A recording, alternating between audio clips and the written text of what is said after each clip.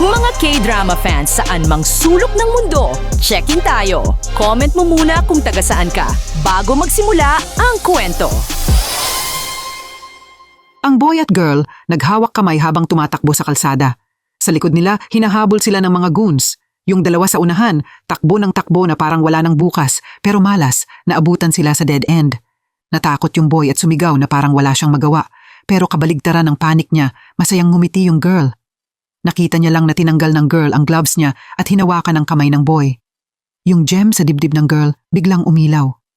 Binigyan ng girl yung boy ng isang brick at sinabi na ihagis niya iyon kapag narinig niya ang utos niya. Tapos, may binulong-bulong yung girl. Yung mga goons, agad na hypnotize. Nung na-realize ng girl na may chance na sila, malakas siyang sumigaw at sinabi sa boy na ibato ng malakas yung brick. Lumipad yung brick palabas ng eskinita at tumama sa police car, kaya nakuha yung atensyon ng mga pulis at pumasok sila sa alley at mabilis na naaresto yung mga goons. Walang nakakaalam na hindi ordinaryong tao ang girl na ito. Ilang araw lang ang nakalipas, si Seul B ay nasa mahigpit na kontrol pa dahil siya at ang nanay niya na si Misu may kakayahang makita ang future at mag-hypnotize ng ibang tao. Kaya ikinulong sila ni Chairman Samjung ng 20 taon para sa isang hindi makatarungang purpose. Simula bata pa, si Seul B, fairy tales lang o mga libro tungkol sa animals ang pinapayagan niyang basahin. Ibang klase ng libro, hindi man lang nilalapit sa kanya, kaya wala siyang kaalaman tungkol sa mundo sa labas. Kinamumuhian ni Seul B ang buhay na to. Lagi niyang inaasahan na balang araw may prince na lilitaw at ilalayo siya mula dito. Sinamantala ni Minjun ang business trip ng tatay niya para dalhin ang mga kaibigan niya sa hotel at magparty. Kabaligtaran ng ibang rich at playboys, si Su Kwang ay matalino at gentle na boy. Ilang taon siyang binigyan ng scholarship ng company ng pamilya ni Minjun at nagtrabaho na siya sa company nila kahit hindi pa siya graduate sa university. Dahil sa pagkakaiba ng personality, hindi komportable si Su Kwang pagdating niya dito. Yung malakas na music sa labas nakakuha ng atensyon ni Seul B. Curious siya kung ano ang nangyayari sa labas pero malamig lang ang sagot ng servant. Pinilit pa ng servant si Seul B na kainin ang isang kakaibang candy. Tuwing kinakain niya iyon, nakakatulog siya pero ngayon hindi nilunok ni Seul B yung candy. Pag alis ng servant, dinura ni Seul B yung candy sa bibig niya. Mabilis siyang tumakbo palabas at idinikit ang tenga niya sa pinto para makinig sa sitwasyon sa labas. Sa moment na to, si Su Kwang din lumapit sa pinto dahil sa curiosity. Inabot niya yung kamay niya para hawakan ang pinto. Hinawakan din iyon ni Seul B at gamit ang special ability niya, nakita niya si Su Kwang kahit harang yung pinto. Nang makita niya si Su Kwang, agad naramdaman ni Seul B na siya yung prince. Naniniwala siya na dumating ito para ilabas siya dito pero agad tumalikod si Su Kwang at umalis kaya nadismaya si Seul B. Pero ilang sandali lang, biglang nagbukas ng kusa yung pinto. Sobrang gulat at saya ni Seul B. Mabilis niyang hinabol si Su Kwang palabas ng hotel. Nakita ni Su Kwang na sinusundan siya ni Seul B at na-feel niyang sobrang weird nito. Sumunod si Seul B sa bus pero hindi niya alam paano magbayad sa driver. Nakita ng driver na nakatitig siya kay Su Kwang kaya inisip niyang kasama siya nito. Kahit ayaw napilitan si Su Kwang na bayaran siya. First time to ni Seul B na makatapak sa mundo sa labas. Habang litong-lito pa siya, nakaalis na yung bus kaya muntik nang matumba si Seul B sa sahig. Mabilis siyang sinalo ni Su Kwang. Nagkatinginan sila. Kaya lalo naging sure si Seul B na ito yung prince niya. Mabilis na na-attract si Seul B sa mga kakaibang tanawin sa labas. Dinikit niya ang kamay niya sa bintana at sumigaw ng sumigaw. Inalis ni Su Kwang ang kamay niya sa bintana. Dahil may mysterious ability si Seul B, nung hinawakan ni Su Kwang ang kamay niya, agad niyang nalaman ang pangalan niya at ang fish shop ng pamilya niya. Nagulat si Su Kwang na alam niya ang pangalan at pamilya niya. Marami siyang tinanong kay Seul B pero prince lang ang tawag sa kanya at tuloy lang siya sa pagtingin sa scenery sa labas. Nakita ni Su Kwang na nakapaa si Seul B kaya ibinigay niya ang shoes niya para isuot niya. Tiningnan niya siya na parang wala na siyang magawa. Hindi niya alam na baligtad ang magiging buhay niya pagkatapos ng araw na to. Masayang sinundan ni Seul B si Su Kwang hanggang sa bahay nila. Nakita ng nanay ni Su Kwang ang anak niya at tinanong kung bakit nakapaa siya. Itinuro ni Su Kwang ang shoes na suot ni Seul B. Akala ng nanay ni Su Kwang, nag-uwi si Su Kwang ng girlfriend pero medyo strange itong girlfriend na to. Matapos makipagkwentuhan sa mga isda, pumili si Seul B ng fresh na pusit at sinabi niyang gutom siya. Mabilis na naghanda ng mesa ng pagkain ang nanay ni Su Kwang. Masayang-masaya kumain si Seul B. Sinabi ni Su Kwang na bilisan niya kumain at ibabalik niya siya sa hotel. Hindi natuwa si Seul B nung narinig niya iyon. Hinawakan ng nanay ni Su Kwang ang kamay niya para i-comfort siya. Biglang nagsabi si Ulbi ng kung ano-anong weird tungkol sa mackerel. Excited siya at itinuro ang mga isda sa labas. Litong-lito sina Sukwang at ang nanay niya. Biglang dumating ang dalawang nutritionists mula sa school. Gusto nilang bumili ng maraming mackerel. Nang marinig iyon, sobrang saya ng nanay ni Sukwang dahil marami siyang mackerel kasi biglang nag-cancel yung customer at hindi niya alam ano gagawin dito. Buti na lang, may gustong bumili. Tumingin ang nanay ni Sukwang kay Ulbi na sobrang saya sa tabi at napansin niya ang pearl sa pendant niya. Gusto pa sana magtanong ng nanay ni Sukwang pero tinawag siya ni Sukwang at napalayo. Sa gabi, binuksan niya ang lumang notebook at nakakita siya ng lumang photo.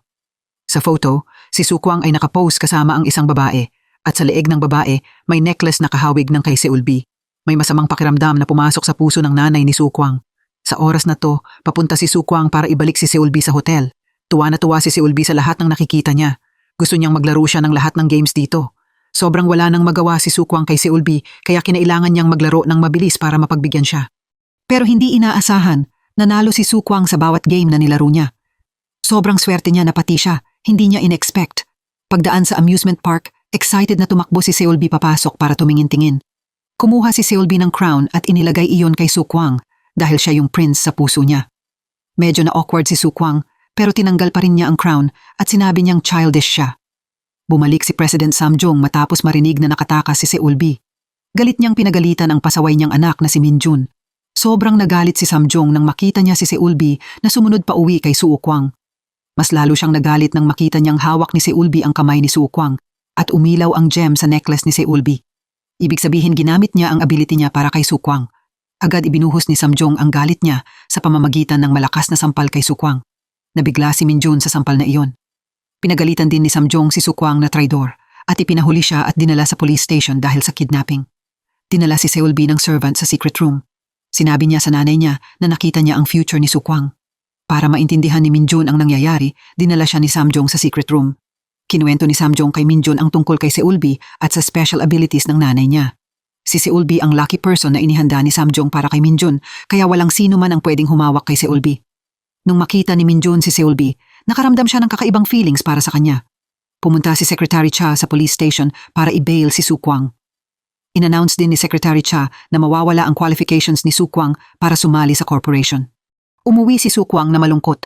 Dahil nawalan na siya ng magandang trabaho, tuloy-tuloy siyang kino-comfort ng nanay niya. Biglang may truck na mabilis na rumatsyada papunta sa kanila, kaya mabilis siyang itinulak palayo ng nanay niya. Pagkatapos ng malakas na banggaan, swerte si Sukwang na nakaligtas, pero nawala sa kanya ang nag-iisang nanay niya. Kinumpirma na aksidente ang pagkamatay ng nanay ni Sukwang dahil nagmamaneho raw ang driver habang pagod, pero misteryo pa rin ang totoong nangyari. Habang ikinakalat ni Sukwang ang abo ng nanay niya sa ilog, inambush siya ng boatman. Isinilid ng lalaki si Sukwang sa sako at itinapon sa ilog, tapos inayos niya ang eksena na parang si Sukwang ang kusang umalis sa mundong ito. Sobrang nagulat si Minjun nang matanggap ang balita na si Sukwang ay umalis sa mundong ito ng kusa. Agad tumakbo si Minjun pauwi para tanungin ang tatay niya, pero hindi sumagot si Samjong at sinabi lang kay Minjun na ingatan niya ang mga gamit niya sa susunod. Sobrang nasaktan si Ulbi nang i-announce ni Samjong ang pagkamatay ni Sukwang. Mahigpit na hinawakan ni Ulbi ang shoes na ibinigay sa kanya ng nanay ni Sukwang. Kahit alam niya sa puso niya na hindi patay si Sukwang, tuloy-tuloy pa rin ang pagpatak ng luha niya. Paunti-unti nang nawawala ng sigla si Ulbi. Ngayon, lucky person na lang siya para kay Minjun. Nagising si Sukwang sa isang sobrang kakaibang lugar. Nailigtas siya ng isang mabait na mangingisda na si Taechun. Nakabasa si Taechun ng article tungkol sa isang young man na umalis sa mundong ito dahil sa utang niya sa kanya, pero naalala ni Taechun ang dugo ang katawan ni Sukwang noong napulot niya. Naisip ni Taechun na baka hinahabol si Sukwang. Wasak na wasak si Sukwang. Sa oras na to, naramdaman niyang dapat na siyang mamatay. Pagkatapos makarecover, nagdesisyon si Sukwang na bumalik kay Ulbi. Binigyan siya ni Taechun ng ID card na may pangalang Myung Song. Sobrang nagulat si Sukwang dahil sobrang kamukha niya si Myung Song. Lumabas na si Myung Song pala ay anak ni Taechun na namatay 1 taon na ang nakalipas pero hindi pa rin gumagawa si Taechun ng death certificate para sa anak niya. Kaya mula ngayon, si Sukwang ay mabubuhay sa identity ni Myung Song. Sobrang na-touch si Sukwang sa tulong ni Taechun. Mabilis lumipas ang panahon. Lumipas ang 2 taon. Si Sukwang ngayon ay nagbukas na ng fish shop na tinawag na Lucky Fish Shop sa Siodong Market. Dahil sa bad luck niya, laging iniiwasan si Sukwang ng lahat. Sabi nila, kapag hinawakan mo siya, mamalasin ka. Simula nung dumating si Sukwang dito, wala nang isang araw na payapa ang Seodong Market. Samantalang si Seulbi naman, tinulungan niya si Minjon manalo ng maraming victory sa trabaho niya nitong nakaraang 2 taon. Para magpasalamat kay Seulbi, binilhan siya ni Minjon ng isang sobrang pinag-isipang gift, pero hindi niya kailangan ng kahit anong gift. Gusto lang niya na payagan siya ni Minjon na makalabas kahit isang beses lang. Nung nakita ni Minjon ang excited at umaasang tingin niya, hindi niya kayang tumanggi dahil si Seulbi ay hindi lang lucky person para sa kanya, kundi simula nung unang beses niyang makita si Seulbi, may feelings na si Minjon para sa kanya. Nung nakita ni Miss Kim si Minjon na inilalayo si Seulbi, agad niya itong pinigilan. Sobrang takot si Miss Kim na maparusahan kapag nalaman ni Samjong na lumabas si Seulbi, pero sinabi ni Minjon na basta hindi magsasalita si Miss Kim, walang makakaalam at saka nasa Dubai ang tatay niya ngayon. Dinala ni Minjon si Seulbi sa isang fancy na outdoor restaurant. Sinabi niya sa kanya na iba siya sa tatay niya. Balang araw, papayagan niya si Seulbi na mamuhay ng malaya sa labas. Umalis muna si Minjon sandali para makipagkita sa isang kakilala. Habang wala si Minjon, nakita ni Seulbi si Sukwang na nagde-deliver ng isda sa restaurant. Kahit alam niyang buhay pa siya, sobrang saya ni Seulbi na makita siya gamit mismo ang mga mata niya. Yung smile na matagal nang nawala, bumalik ulit sa labi ni Seulbi. Pagbalik, kinuwento ni Seulbi sa nanay niya ang tungkol kay Sukwang at na gusto niyang makasama si Sukwang. Para maging masaya ang anak niya kasama ang taong mahal niya, pumayag si Miss Su na tulungan ang anak niya makatakas. Ginamit ni Miss Su ang ability niya para hanapin ang best na pagkakataon. Dumating na ang chance. Habang si Miss Kim ay nagsiserve ng meal para sa dalawa, binuhos ni Miss Su ang isang cup ng mainit na tsaa sa kamay ni Miss Kim para mapilitan si Miss Kim tanggalin ang gloves niya. Tapos mabilis na hinawakan ni Miss Su ang kamay ni Miss Kim at umilaw ang gem sa dibdib ni Miss Su. In-hypnotize niya si Miss Kim na si Secretary Cha ang nagpalabas sa kanila. Pagkatapos ma-hypnotize, mabilis silang inilabas ni Miss Kim. Nakalabas silang dalawa ng successful hanggang sa gate ng hotel. Sa harap nila, may isang group ng tourists. Mabilis na sinuotan ni Miss Su si Seulbi ng hat at sinabi na sumunod siya sa grupo palabas. Palapit ng palapit ang tunog ng mga taong humahabol sa kanila. Mabilis nagpaalam si Seulbi sa nanay niya at umalis. Pagkaalis ni Seulbi, nawalan ng malay si Miss Su. Lumabas si Seulbi ng hotel at bigla niyang nakita si Minjon. Mabilis siyang sumakay sa malapit na taxi. Nang tanungin ng driver si Seulbi kung saan siya pupunta, ginamit niya ang ability niya para mag-describe ng kaunti kung nasaan si Sukwang. Sa side ni Sukwang, nagising siya pagkatapos managinip ng malas.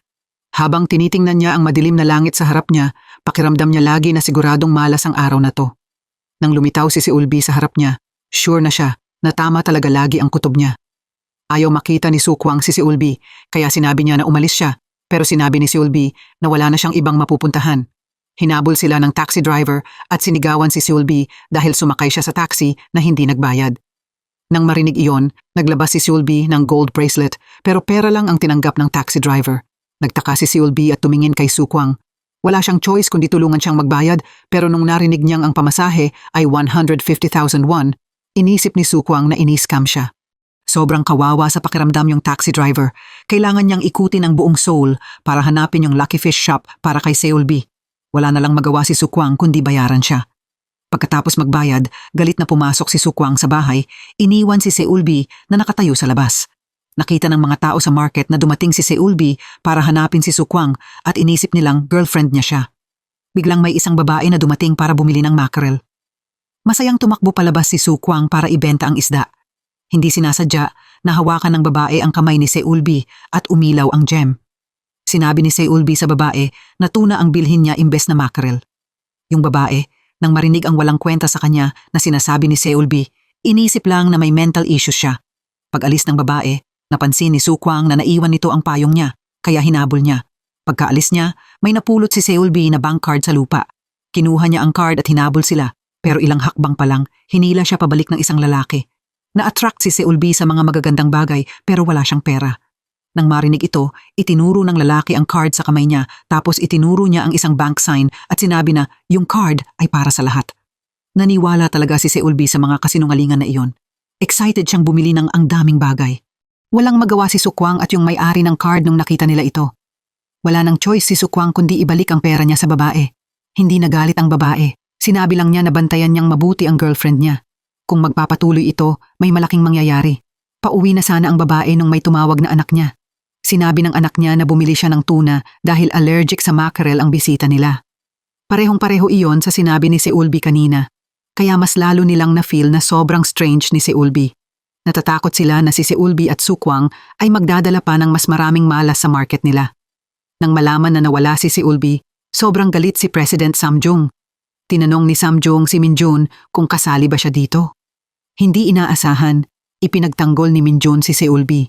Sa totoo lang, nung nakita siya ni Seulbi sa gate ng hotel, nakita rin siya ni Minjun, pero pinabayaan ni Minjun na umalis siya. Noong gabing iyon, dinala ni Sukwang si Seulbi sa police station para tulungan siyang hanapin ang pamilya niya. Tiningnan ni Seulbi ang mga lasing na tao doon. Nag-alala siya na kung hindi niya agad mahanap ang pamilya niya, baka mapilitan siyang manatili kasama nila. Wala nang choice si Sukwang kundi dalhin siya pabalik sa room niya. Sobrang excited si Seulbi na makasama si Sukwang. Nakakita siya ng interesting na libro sa room niya at masayang tumalon sa kama niya. Hindi napigilan ni Sukwang ngumiti nang makita si Seulbi na sobrang saya, pero agad niyang binago ang ekspresyon niya at malamig na sinabi na sa sahig siya matulog. Sa gitna ng gabi, natakot siya na baka sobrang lamig ng sahig, kaya binuhat niya si Seulbi papunta sa kama habang siya naman ang natulog sa sahig. Habang inaayos niya ang kumot ni Seulbi, hindi sinasadya na hawakan ni Sukwang ang kamay niya. Agad nagsimulang magsalita si Seulbi ng kung ano-anong nonsense tungkol sa butterfly tetra. Akala ni Sukwang, nagsasalita siya habang tulog. Kinabukasan ng umaga, naghanda si Sukwang ng mga gamit para kay Seulbi para maprotektahan niya ang sarili niya. Binigyan niya rin siya ng konting pera, tapos dinala niya siya sa police station. Pakiramdam niya, dito na lang dapat matapos ang misyon niya. Nagpatuloy si Sukwang pumunta sa market para magbenta. Nang dumaan siya sa fish shop, narinig niya yung owner na nagrereklamo na patay na lahat ng butterfly tetra sa shop. Naalala niya yung sinabi ni Seulbi kagabi. Nagdesisyon siyang bilhin ang mga patay na isda mula sa owner. Pagkabili ni Sukwang ng lahat ng butterfly tetra, biglang dumating ang 2 employees ng restaurant sa owner at nagtanong kung pwedeng bumili ng butterfly tetra. Biglang sumikat ang fried butterfly tetra sa restaurant nila, kaya kailangan nilang makahanap ng ingredients agad. Sobrang galit ang owner nung nakita niyang binenta ni Sukwang ang isda sa 2 employees sa mataas na presyo. Masayang bumalik si Sukwang sa fish shop niya, pero iniisip pa rin niya si Seulbi. Nag-aalala siya kung tutulungan ba siya ng pulis makauwi. Yung Seulbi na iniisip niya, nagtatago pala sa kabilang side. Gusto niyang mapalapit kay Sukwang, pero natatakot siya na baka mahuli siya at dalhin ulit sa police station. Yung amoy ng fried dough stick sa tabi na-attract si Seulbi. Kumain si Seulbi ng fried dough stick at masayang nakipagkwentuhan sa bago niyang friend na si Yang Woo. Hindi makapagtrabaho ng maayos si Sukwang kaya nagdesisyon siyang pumunta sa police station para magtanong tungkol sa kalagayan ni Seulbi. Nakita ni Seulbi si Sukwang na umalis at tumakbo siya para sundan siya, pero bigla siyang hinarang ng 2 bad guys. Si Chief Wang ang creditor ni Sukwang. Dahil hindi niya makolekta ang utang kay Sukwang, nagdesisyon siyang i-kidnap si Seulbi para ipang-ransom kay Sukwang. Dinala si Seulbi ng 2 sa debt collection office. Hindi siya natakot kahit kaunti. Sa halip, sobrang excited pa nga siya. May aasikasuhin si Chief Wang, kaya si Daishik ang nagbantay sa kanya. Suggest ni Daishik na ibenta na lang si Seulbi para mas malaki ang kikitain nila, pero hindi pumapayag si Chief Wang sa human trafficking. Binalaan niya si Daishik na huwag gawin iyon. Pagkatapos, tinawagan ni Chief Wang si Sukwang at sinabi na nasa kanya si Seulbi. Kailangan bayaran ni Sukwang lahat ng utang niya bago niya ulit makita si Seulbi. Pagkababa ng tawag, agad tumakbo si Sukwang papunta sa debt collection office. Kahit binalaan siya ni Chief Wang, hindi natakot si Daishik. Tinawagan pa rin niya ang isang tao para ibenta si Seulbi. Nang makita ni Daishik ang bag na puno ng pera sa harap niya, sure siyang matutuwa si Chief Wang kapag nakita ito. Sa moment na to, bumalik si Chief Wang. Galit siya dahil ibinenta ni Daishik si Seulbi nang walang permiso. Nakita ng trafficker na nagtatalo yung 2, kaya na-feel niyang niloloko siya. Tinakot niya sila at inutusan na isama na si Seulbi. Habang nagkakagulo, hinawakan ni Seulbi ang kamay ni Chief Wang. Gamit ang ability niya, nalaman ni Seulbi na niloloko si Chief Wang. Niloko lang siya ng doktor para bigyan siya ng pera. Hindi naman talaga siya tumulong sa surgery. Siya lang ang makakatulong sa anak ni Chief Wang na si Hansu. Nagulat si Chief Wang na alam niya si Hansu. Gusto pa sana niyang magtanong kay Seulbi pero kinuha na siya ng mga traffickers. Agad tinawagan ni Chief Wang ang doktor para i-confirm. Nang ma-realize niya ang totoong ugali ng doktor, galit na galit niya itong pinagalitan. Halos maloko si Chief Wang ng malaking halaga ng pera. Hindi lang iyon, hindi pa niya napatreatment si Hansu sa tamang oras. Naalala niya na nasa kamay ng mga traffickers si Seulbi, kaya agad siyang humabol. Isinakay na ngayon si Seulbi sa kotse ng mga traffickers. Dumaan yung kotse malapit kay Sukwang. Nakita ni Seulbi si Sukwang at hinipan niya ang whistle na ibinigay niya sa kanya. Nakita ito ng trafficker at agad niyang inagaw ang whistle at itinapon palabas. Narinig ni Sukwang ang whistle at lumingon siya at nakita niya yung pamilyar na whistle sa lupa. Agad niyang na-recognize si Seulbi sa kotse. Mabilis siyang humiram ng bisikleta at dumaan sa shortcut para habulin sila. Pagkatapos ng ilang sandaling habulan, nagawa rin ni Sukwang na harangan ang kotse sa unahan. Isinugal niya ang buhay niya at sumugod sa harap ng kotse para mapahinto ang mga traffickers. Napasigaw sa takot ang mga traffickers dahil sa ginawa niya. Habang nakahinto ang kotse, naglabas si Seulbi ng pepper spray at inispray niya sa mata ng trafficker. Tapos tumakbo palabas ng kotse si Seulbi. Nang mapaligiran si Seulbi at Sukwang, dumating si Chief Wang sa tamang oras. Hinarang niya ang mga traffickers at tinulungan silang makatakas. Pero mag-isa lang si Chief Wang, kaya mabilis siyang binugbog ng todo. Nahabol sina Seulbi at Sukwang hanggang sa dead end. Wala nang magawa si Sukwang at inisip niyang mamamatay na siya dito ngayon, pero kabaligtaran ng panik ni Sukwang, sobrang kalmado si Seulbi. Sa moment na ito, tinanggal ni Seulbi ang gloves niya at hinawakan ang kamay ni Sukwang. Umilaw ulit ang gem niya. Binigyan niya si Sukwang ng isang brick at sinabi na ihagis niya iyon kapag narinig niya ang utos niya. Tapos ginamit ni Seulbi ang power niya para i-hypnotize ang mga traffickers para ma-stall sila at makakuha ng oras. Nung na-realize nilang may chance na, malakas na sumigaw si Seulbi para ihagis ni Sukwang ang brick. Lumipad yung brick palabas ng eskinita at tumama sa police car. Nakita ng mga traffickers ang pulis at nagtakbuhan sa gulat pero lahat pa rin sila naaresto sa huli. Mabilis silang inihatid ng pulis sa police station. Sumunod sina Seulbi at Sukwang. Nakakapagtaka, hindi sinabi ni Seulbi na si Chief Wang ang kumuha sa kanya. Ipinaliwanag ni Seulbi kay Sukwang na mabuting tao si Chief Wang. Pag-alis nila sa police station, pumunta si Seulbi sa bahay ni Chief Wang gaya ng usapan. Sinabi niya kay Hansu kung paano sila magkakaroon ng chance para magpa-surgery. Naghintay si Sukwang sa labas. Inisip niya ang mga nangyari ngayon. Habang mas iniisip niya, mas nararamdaman niyang sobrang strange na tao si Seulbi. Pag-uwi niya, nagdesisyon si Sukwang na tanungin si Seulbi tungkol sa mga duda niya. Ayaw ni Seulbi na malaman niyang kaya niyang mag-hypnotize at mag-predict, kaya ipinakita niya ang sugat niya para ilihis ang usapan. Wala nang choice si Sukwang kundi i-ignore yung weird na bagay at gamutin ang sugat niya. Pagkatapos sabihan si Seulbi na magstay sa bahay, nagdesisyon si Sukwang na pumunta sa hotel kung saan siya dati nakatira para mag-imbestiga. Tinanong niya ang receptionist kung may customer ba na nawala ng isang girl. Sinabi ng receptionist na wala silang lost customers sa hotel. Sa moment na ito nakita ni Sukwang si Secretary Cha. Kinakausap niya ang mga tao niya tungkol sa paghahanap kay Seulbi. Kita sa mukha niya yung pagmamadali, kaya sure si Sukwang na hindi normal guest si Seulbi sa hotel, kaya mabilis siyang umalis. Pero bago siya makarating sa pinto, tinawag siya pabalik ng staff. Alam niyang may mali, kaya mabilis tumakbo si Sukwang palayo. Habang tumatakbo, nabangga niya si Minjun. Sobrang nagulat din si Minjun na makita siya dito. Walang mood si Sukwang na pansinin si Minjun. Mabilis siyang tumakbo papunta sa pinto, pero malas, nakalock ang pinto. Nakita ito ni Minjun at binuksan niya ang pinto para makatakas si Sukwang. Nalito si Sukwang sa ginawa ni Minjun. Hindi niya alam kung mabuti ba talaga si Minjun o hindi. Sa totoo lang, matagal nang alam ni Minjun na nasa lugar ni Sukwang si Seulbi. Pinababayaan lang niya si Seulbi na maging malaya muna sandali. Nung nakauwi si Sukwang, kinuha pabalik ng may-ari ang bisikleta. Ito yung bisikleta na hiniram niya nung niligtas niya si Seulbi. Wala siyang choice kundi bumalik sa pinangyarihan para hanapin ang bike. Bumaba si Seulbi mula sa room at nakita niya siya at masayang tumakbo para sundan siya. Pagkatapos mahanap ang bike, sinabay na ni Sukwang si Seulbi pa uwi. First time ni Seulbi sumakay ng bike.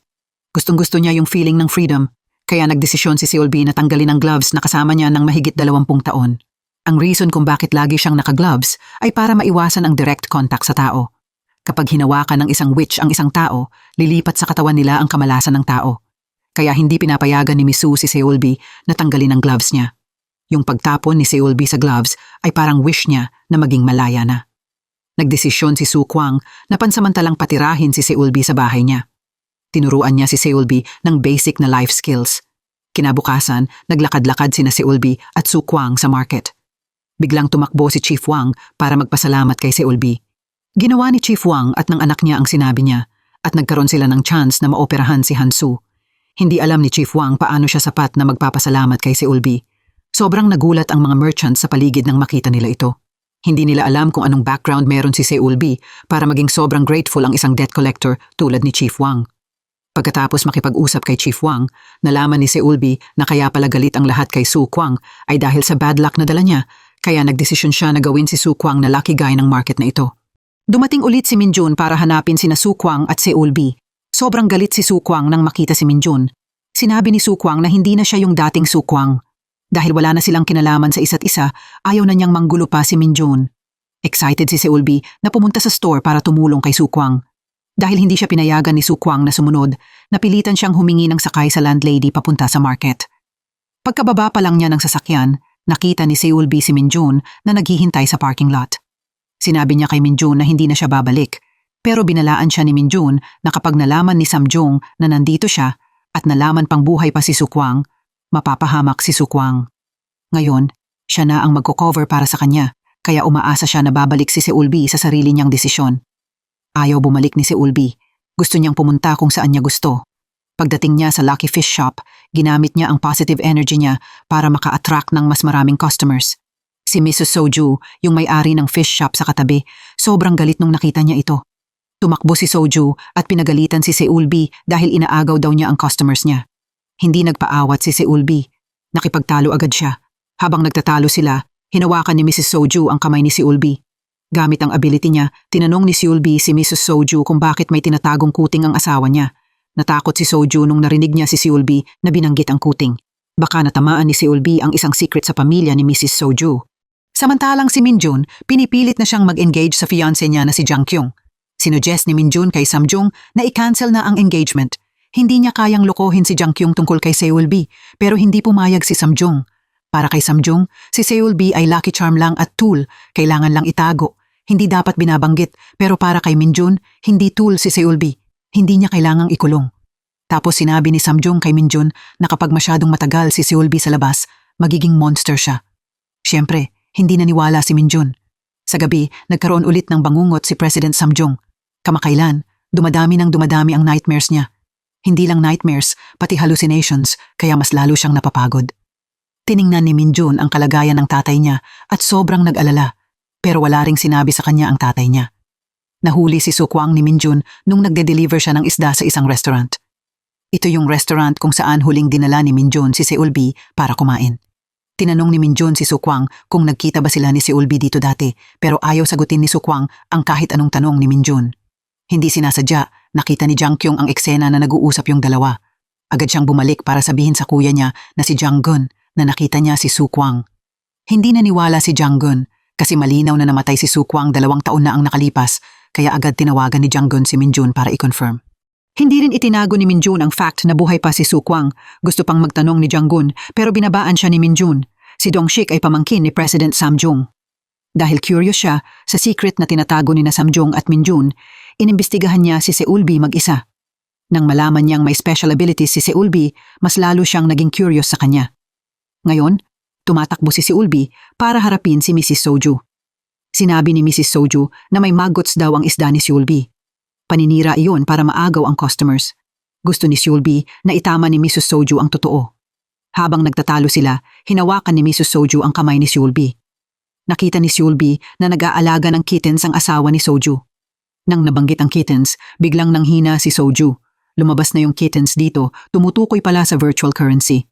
Malaking pera ang nawala sa asawa ni Soju dahil dito. Ngayon, nag-i-invite pa siya ng mas maraming tao para sumali. Yung ganitong panghihikayat sa virtual currency investment ay scam.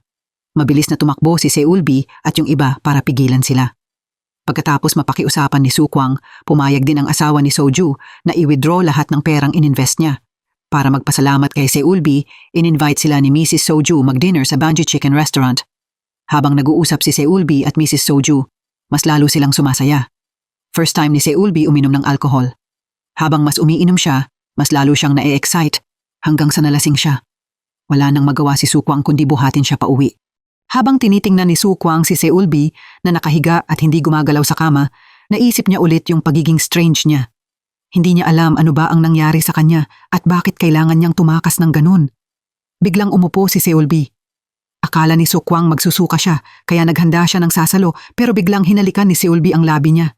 Yung biglaang halik na iyon, lalong nagpatulin sa tibok ng puso ni Su Kwang.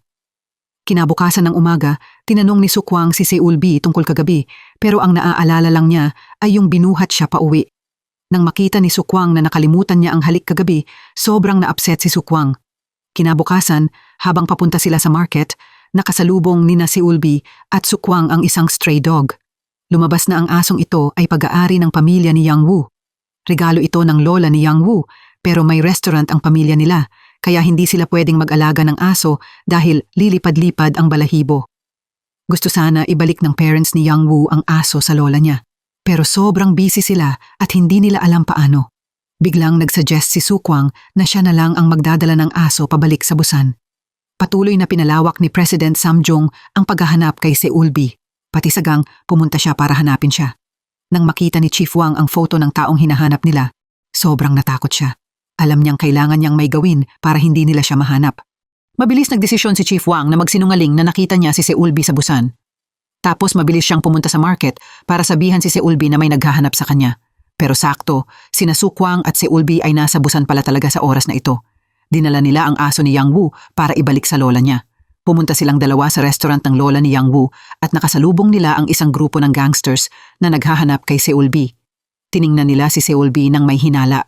Nagse-selfie si Seulbi gamit ang phone na kakabili lang ni Sukwang para sa kanya. Tuloy-tuloy si Seulbi sa pagpo-post. Ibang-iba ang itsura niya kumpara sa taong nasa photo kaya hindi siya nakilala. Nakahinga ng maluwag si Sukwang nung umalis ang gangsters. Sobrang galit ang lola ni Yang Wu nung nakita niyang dumating silang dalawa at pinalayas niya sila. Nagreklamo si Seulbi na gutom siya at gusto niyang kumain sa restaurant. Wala nang choice ang lola ni Yang Wu kundi papasukin sila para kumain. Ang dahilan kung bakit pinadala ng lola ang asong ito sa Seoul ay dahil gusto niyang ibalik ito ng parents ni Yang Wu para makita niya ang anak niya.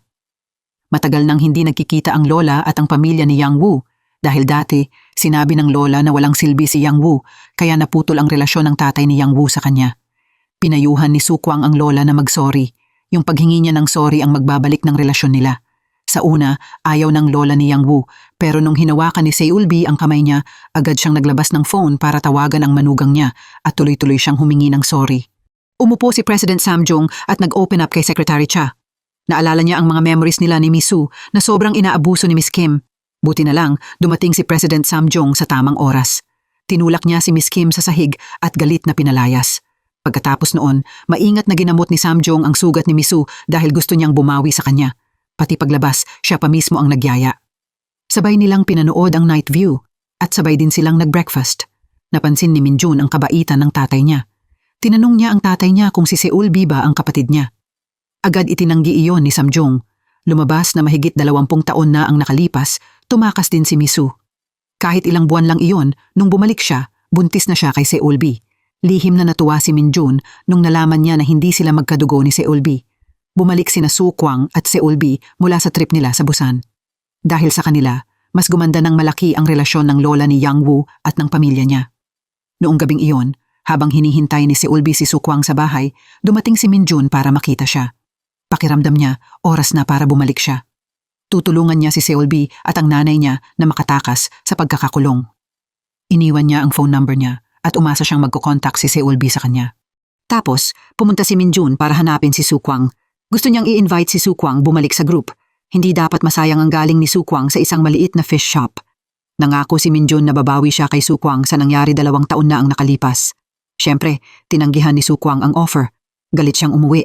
Nang makita ni Seulbi si Sukwang na bumalik, sinalubong niya ito ng sunod-sunod na kakaibang expressions.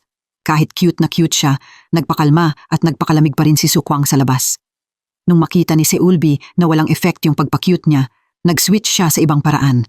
Pagdating ni Sukwang, binalot ni Seulbi ang sarili niya ng kumot, tumalikod siya, at malamig na sinabi kay Sukwang na huwag siyang kausapin. Hindi inaasahan, tinignan lang siya ni Sukwang nang naguguluhan. Samantalang si President Samjong tumigil na siya sa paghahanap kay Seulbi. Pakiramdam niya, si Seulbi sa labas ay hindi na pure, kaya wala nang kailangan hanapin pa.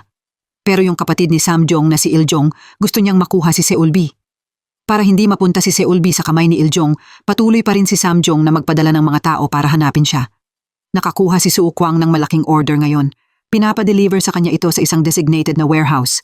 Habang naghahanda si Sukwang ng isda para sa order, hindi sinasadya na hawakan niya ang kamay ni Seulbi. May naramdaman agad si Seulbi, pero saglit lang yung hawak, kaya hindi niya makita ng malinaw. Hinawakan ni Seulbi ang kamay niya para maramdaman ng mas klaro. Pero umiwas si Sukwang. Akala lang niya gusto niyang ipasa sa kanya ang swerte niya. Sinabi niya kay Seul B na bantayan ang store at umalis na siya. Nag-drive si Su Kwang papunta sa warehouse. Tiningnan niya ang tahimik at walang tao na lugar sa harap niya at nakaramdam siya ng kakaiba, pero dinala pa rin niya ang box sa loob. Pagpasok niya, may tumakip sa ulo niya at binugbog siya hanggang mawalan siya ng malay. Habang nag-iisip si Seul B sa store, mas lalo siyang nag-aalala. Paulit-ulit niyang tinatawagan si Su Kwang, pero hindi siya makakonekta. May naramdaman si Seul B na may mali. Sinubukan niyang alalahanin ang nakita niya nung nahawakan niya si Su Kwang. Mabilis na tumakbo si Seul B para hanapin si Su Kwang. Tinawagan niya si Chief Wang para humingi ng tulong, pero bago pa siya makapagsalita, may kotse na humarang sa daan. Ginamit ni Daishik si Su Kwang para takutin si Seul B para mapilit siyang sumama sa kanya. Pagdating sa warehouse, nakita ni Seul B na nahimatay si Su Kwang at sobrang nag-alala siya. Tumakbo siya para kalagin ang tali niya, pero wala rin siyang nagawa dahil mabilis din siyang tinalian ng mga ito.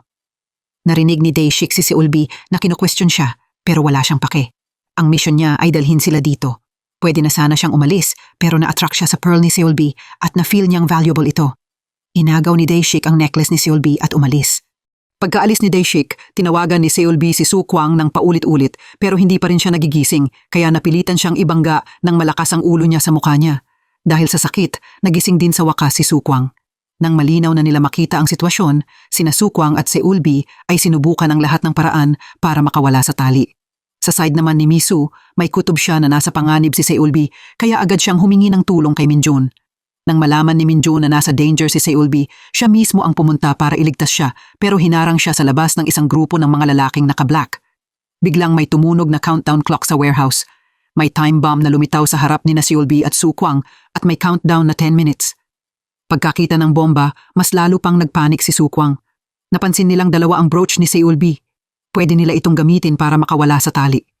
Sinubukan ni Su Kwang abutin at tanggalin ang brooch sa damit ni Seul B. Maya-maya, nakuha rin nila ang brooch, naitali nila ang isa't isa at nakawala silang dalawa. 1 minute na lang ang natitira at hindi mabuksan ang lahat ng exits. Habang tinitingnan ang orasan, 10 seconds na lang ang natitira. Napasigaw si Su Kwang sa sobrang desperado. Sa moment na ito, kumalma si Seul B. Lumapit siya at hinawakan ang kamay ni Su Kwang at may kakaibang ilaw na nag-flash. Huminto ang oras ngayon, hanggang sa gumalaw ulit ang lahat na deactivate ang countdown timer ng bomba. Bago pa magdiwang si Su Kwang na nakaligtas siya, biglang nawalan ng malay si Seul B. Dumating si Chief Wang sakay ng kotse at nailigtas sila. Galit na galit si Dongshik habang pinapanood ang lahat sa screen. Siya ang nagplano ng lahat. Gusto niyang makita kung ano ba ang kaya ni Seul B na naging dahilan para mag-away ang tatay niya at si Samjong. Nang makita niya ang grabe na ability ni Seul B, biglang gusto na siyang angkinin ni Dongshik. Nag-away na naman sina Misu at Samjong. Simula nung umalis si Seul B, madalas magkaroon ng bangungot si Samjong. Pakiramdam niya, si Misu ang may kasalanan ng mga problema na ito. Para kay Misu, sobrang kadiri si Samjong at natatakot lang siya sa balik ng ginawa niya tulad ng tatay niya. Para kay Samjong, ang pagkakakulong kina Seul B at Misu ay pag-aalaga at pagprotekta. Pero hinding-hindi papatawarin ni Misu si Samjong. Bumalik si Minjun na puno ng sugat ang mukha. Nang tanungin ni Samjong ang dahilan, sinabi lang niya na may nakaaway siya sa mga kaibigan niya. Sa side naman nila, pag-uwi, agad nilagnat si Seul B. Inalagaan siya ni Su Kwang buong gabi. Kinabukasan ng umaga, napansin ni Su Kwang na nawawala ang necklace ni Seul B. Kalmadong sinabi ni Seul B na kinuha iyon ni Daishik. Nag-alala si Su Kwang at gusto niyang bawiin iyon para matulungan si Seul B. Pero alam ni Seul B na babalik din ang necklace sa tamang paraan, kaya hindi siya nag-alala kahit kaunti. Excited na binebenta ni Daishik ang necklace, pero sinabi ng shop owner na ordinaryong bato lang iyon at hindi worth ng malaking pera. Umalis si Daishik na galit. Pakiramdam niya may problema sa mata yung owner. Kung hindi niya maibenta, kanya na lang. Pero nang isuot ni Daishik ang necklace, dumikit ang gem sa leeg niya. Hindi lang iyon, sobrang nangati pa siya. Mabilis tumakbo si Daishik kay Seul B para humingi ng tulong. Nang makita ng mga tao sa market si Daishik na gumugulong at sumisigaw, inisip nilang may kakaibang sakit siya kaya iniwasan nila siya. Nang dumating si Su Kwang para kunin ang necklace sa leeg ni Daishik, saka lang siya nakalaya pero hindi nagtagal, binugbog naman si Daishik ni Chief Wang. Nakita ng mga tao sa market ang kakaibang nangyari. Naghinala sila na may psychic ability si Seul B at kung hindi siya pipigilan, mapapahamak sila. Kaya nagdesisyon silang dalhin si Seul B sa isang sikat na fortune teller sa lugar. Pero nang makita ng fortune teller si Seul B, agad siyang lumuhod ng sobrang respeto. Nang makita ng lahat na ganun ang pagrespeto kay Seul B, inisip nilang high-ranking witch si Seul B. Nang marinig ni Su Kwang ang salitang witch mula sa kanila, sobrang nagalit siya. Ayaw niyang manatili si Seulbi dito at marinig ang ganong mga salita. Pinayuhan niya siyang umuwi, pero tumanggi si Seulbi. Noong gabing iyon, sobrang lakas ng ulan. Tumutulo ng marami ang lumang attic house ni Su Kwang. Pumasok ang tubig at nabasa ang bookshelf ni Su Kwang. Nang makita iyon, mabilis tinakpan ni Seulbi. Nakita ni Su Kwang na sobrang lakas ng ulan at nag-aalala siyang tinawagan si Seulbi pero hindi siya sumagot. Nagmamadali siyang umuwi para hanapin si Seulbi. Nakita niya si Seulbi na nakaupo, nakayuko sa isang sulok at maingat na pinupunasan ang mga basang libro. Sobrang nag-alala si Su Kwang nang makita niyang nababasa si Seulbi. Sinabi niya na hindi niya kailangan gawin iyon, pero para kay Seulbi, yung mga librong iyon ang pangarap niya kaya kailangan niyang protektahan. Pero hindi alam ni Seulbi na ang pinaka-importante kay Su Kwang ay hindi ang mga libro. Ang pinaka-importante sa kanya ay si Seulbi. Dahan-dahang hinalikan ni Su Kwang si Seulbi sa labi. Inamin niya ang feelings niya sa kanya. Sobrang saya ni Seulbi. Sa wakas, ang prince niya ay officially nag-confess sa kanya. Kinabukasan ng umaga, sunny na naman. Maingay at masaya pa rin ang lahat sa market gaya ng dati. May isang strange na lalaki na biglang lumitaw sa harap ng fish shop. Nang makita niya si Seulbi, parang bigla siyang umiwas at nag-alala. Inosente si Seulbi at hindi niya napansin ang pagiging weird nito. Akala niya, naghahanap lang ng trabaho ang lalaki. Sakto naman, naghahanap din ng tao ang fish shop nila. Paglabas ni Su Kwang, agad tinanong ng lalaki ang pangalan at edad ni Seulbi. Nang tanungin ni Su Kwang kung ano ang itatawag sa kanya, nagpakilala siya bilang Hyun Tae. Si Hyun Tae ang tumulong makatakas sa nanay ni Seulbi mahigit 20 taon na ang nakalipas. Siya rin ang tatay ni Seulbi. Pagkatapos ng 20 taon na pagkakakulong, nakalaya si Hyun Tae sa prison at inutusan ni Il-jong na lumapit kay Seulbi. Mabilis nakipag-close si Hyun Tae sa lahat at nagsimulang magtrabaho. Tinawagan ni Seulbi si Chief Wang. Tapos ginamit niya ang excuse na masakit ang ulo niya para umuwi. Nagpunta sila ni Chief Wang para ibenta ang jewelry niya. Ginamit niya ang perang nakuha niya para ayusin at i-redecorate ang attic. Pagbalik ni Su Kwang, sobrang nagulat siya. Yung dati niyang luma at malamig na bahay, naging maganda at warm na. Bawat sulok ng bahay, maingat na inayos ni Seulbi. Sobrang saya ni Su Kwang. Hinawakan niya ang kamay ni Seulbi. Biglang umilaw ang pearl ni Seulbi. Tumingin siya sa kanya at nagsabi ng kakaibang salita. Sinabi niya sa kanya na huwag umalis. Tapos, yakap-yakap ni Seulbi si Su Kwang ng mahigpit. Tumulo ang luha niya sa pisngi. Baka may masamang mangyayari sa future, pero hindi pa iyon nangyari agad. Kinabukasan, masaya pa rin ang araw. Masayang nagising sina Su Kwang at Seulbi na magkasama. Pumunta sila sa market para magbenta ng magkasama.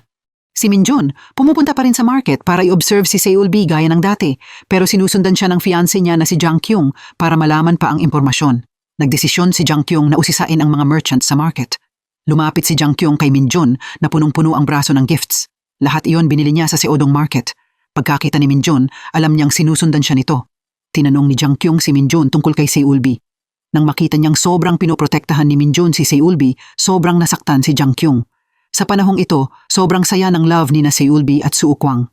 Si Su Kwang palihim ding umorder ng ring at flowers ng advance para maghanda sa pag-propose kay Seulbi. Biglang bumisita ang adoptive father ni Su Kwang na si Tae Chun. Agad ipinakilala ni Su Kwang ang girlfriend niya na si Seulbi kay Tae Chun. Nang makita ni Tae Chun ang pearl ni Seulbi, parang may naisip siya. Nang makita ni Tae Chun si Hyun Tae na lumalabas mula sa fish shop, nag-iba ang ekspresyon nilang dalawa. Lumabas na nung tumakas sina Hyun Tae at Misu noon. Si Tae Chun ang assassin na inupahan para patayin si Hyun Tae. Ngayon na magkasama ang mga anak nila, parehong nag-aalala ang dalawang tatay.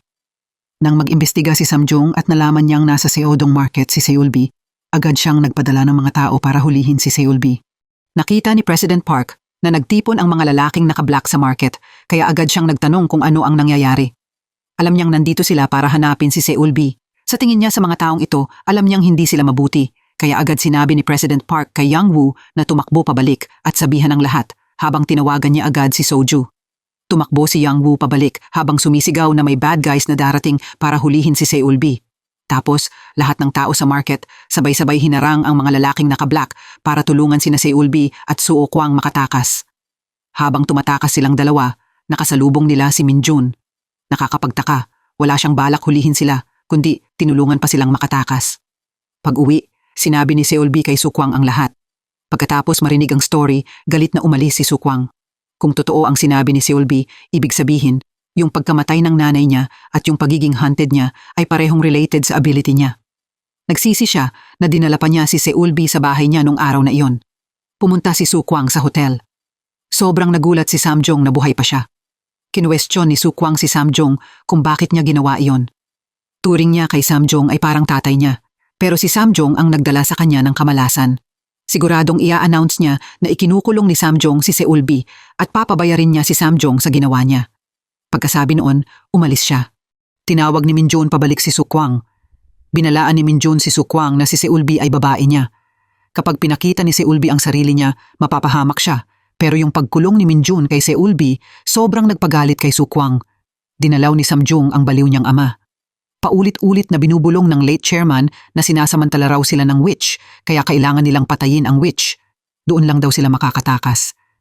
Pagkatapos umupo sandali kasama ang late chairman, umalis si Samjong sa hospital.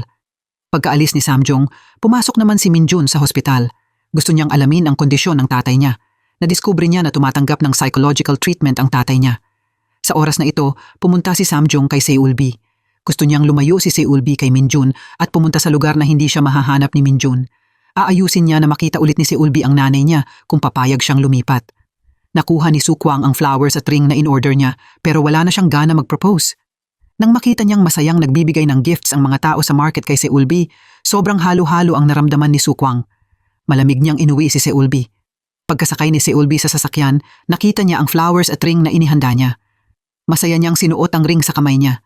Gusto sana magsabi ni Su Kwang ng masasakit na salita kay Seulbi pero nung nakita niya ang masayang ngiti nito, hindi niya kinaya. Pagdating sa bahay, agad pinag-impake ni Su Kwang si Seulbi at sinabi niyang lumipat na siya. Habang hinahawakan si Su Kwang, may naramdaman si Seulbi. Hinabol niya si Su Kwang at sinabi na kailangan niyang makita yung babae na iyon. Yung babae na iyon ang makakatulong para mabago ang lahat. Hindi pinansin ni Su Kwang ang kakaibang sinasabi niya at malamig siyang umalis. Noong gabing iyon, pag-uwi ni Su Kwang, hindi niya makita si Seulbi. Nag-aalala siyang tumakbo kung saan-saan para hanapin siya. Nasa office ni Chief Wang si Seulbi noon. Pumunta siya para manghiram ng pera, pero wala si Chief Wang. Nang makita niya ang susi ng office, nagstay siya at naghintay na bumalik si Chief Wang. Nang malaman ni Chief Wang na pumunta si Seulbi para manghiram ng pera, sinabi niya kay Daishik na magstay at bantayan siya habang umalis siya para ipaalam kay Su Kwang.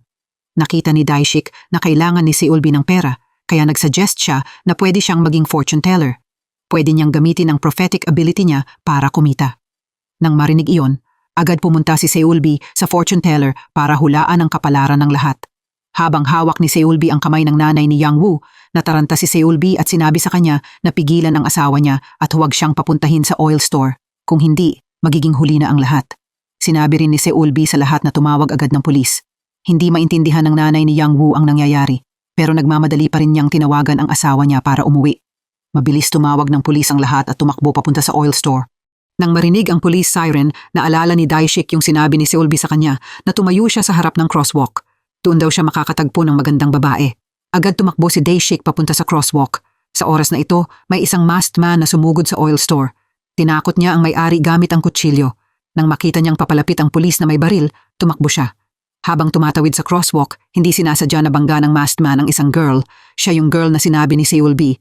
Mabilis lumapit si Daishik para tulungan ang magandang girl. Nagkatinginan sila at parang naging romantic ang moment. Nagpatuloy sa pagtakas ang masked man. Nang makasalubong niya sina Chief Wang at Su Kwang, agad silang tumulong sa pulis para mahuli ang masked man. Nang malaman ni Su Kwang na si Seulbi ang nag-report sa pulis, agad siyang pumunta sa fortune teller para hanapin siya. Nang makita niyang naghuhula si Seulbi para sa lahat, sobrang nagalit si Su Kwang. Hinila niya siya palabas. Sobrang galit si Seulbi at sinabi na pinalayas na siya. Ngayon, kayanan niyang kumita para suportahan ang sarili niya. Sumigaw si Su Kwang na kung kaya ni Seulbi makita ang future, bakit hindi niya napigilan ang aksidente ng nanay niya. Tumakas siya sa hotel dahil ayaw niyang samantalahin siya, kaya ang ginagawa niya ngayon ay hindi rin naiiba noon. Sana wala na lang siyang ganitong kinamumuhian na ability. Gusto rin ni Seulbi maging normal na tao, kaya iniwan niya ang nanay niya at pumunta kay Su Kwang. Ngayon, matapos marinig ang masasakit na salita ni Su Kwang, naramdaman ni Seulbi na wala na siyang dahilan para magstay. Habang paalis siya, nakasalubong niya si Hyun Tae. Inamin niya na siya ang totoong tatay niya.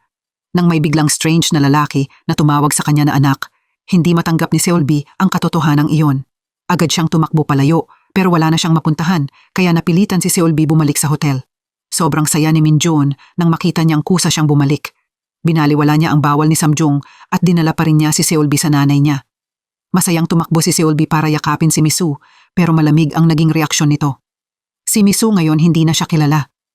Nang makita ni Seolbi na yung nanay na mahal niya ay hindi na clear-minded, nagsisi si Seolbi na iniwan niya ang nanay niya mag-isa. Habang kinukwento ni Seolbi kay Misu ang mga interesting na bagay sa labas, pumasok si Samjong at sinabi kay Seolbi na lumipat siya.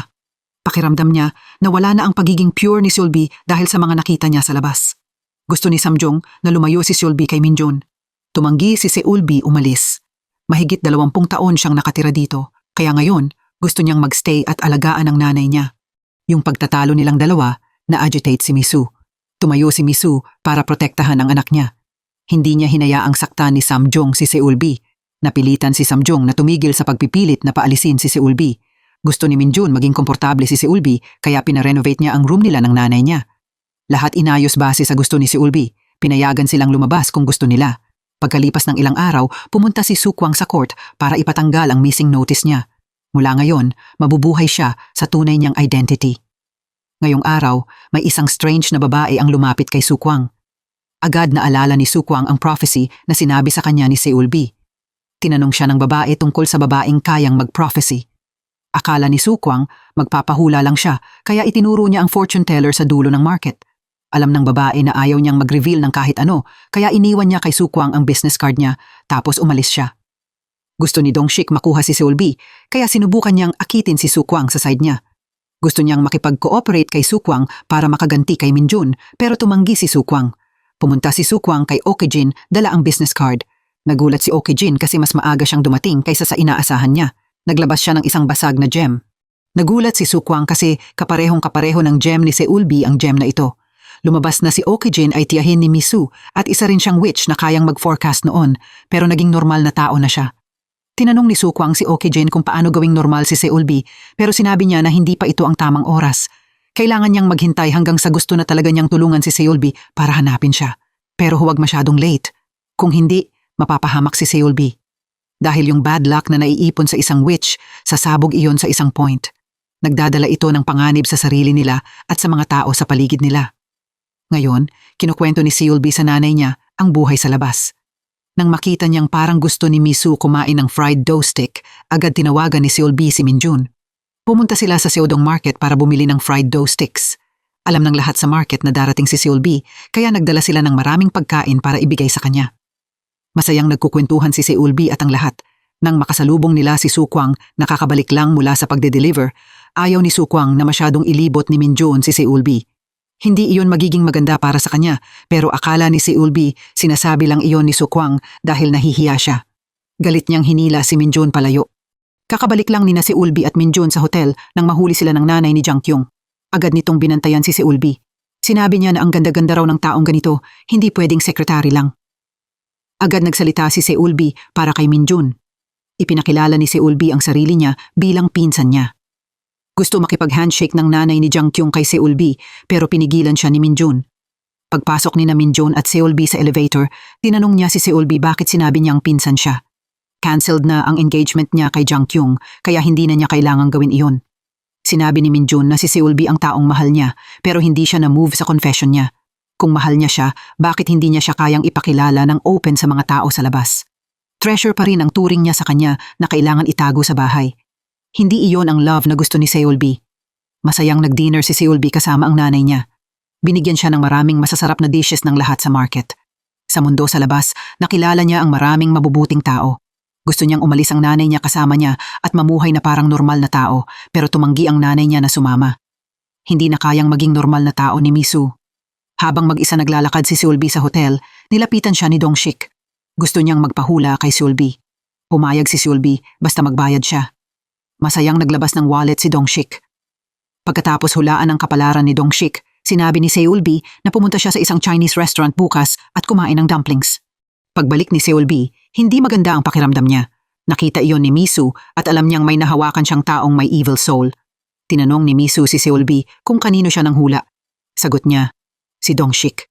Pinayuhan ni Misu si Seolbi na huwag na siyang makialam sa kahit ano, pero hindi pumayag si Seolbi. 2 taon na ang nakalipas, nakinig siya sa nanay niya at hindi siya nakialam sa kahit ano, kaya hindi niya napigilan ang aksidente ng nanay ni Sukwang. Ngayon, hindi na niya kayang pabayaan na apihin ang mahihina. Kinabukasan, pumunta si Dongshik sa Chinese restaurant gaya ng sinabi ni Seulbi. Sakto rin na nasa restaurant na ito si Sukwang. Nakikipag-usap si Sukwang kay President Park tungkol sa renovation ng Seodong Market. Pero yung boss na naka-red shirt ay scammer. Sinamantala niya ang kakulangan ng kaalaman ng mga merchants sa market tungkol sa batas para pagkakitaan sila. Pero nahuli ni Sukwang at na-expose ang plano niya. Sobrang nagpanik ang red shirt boss.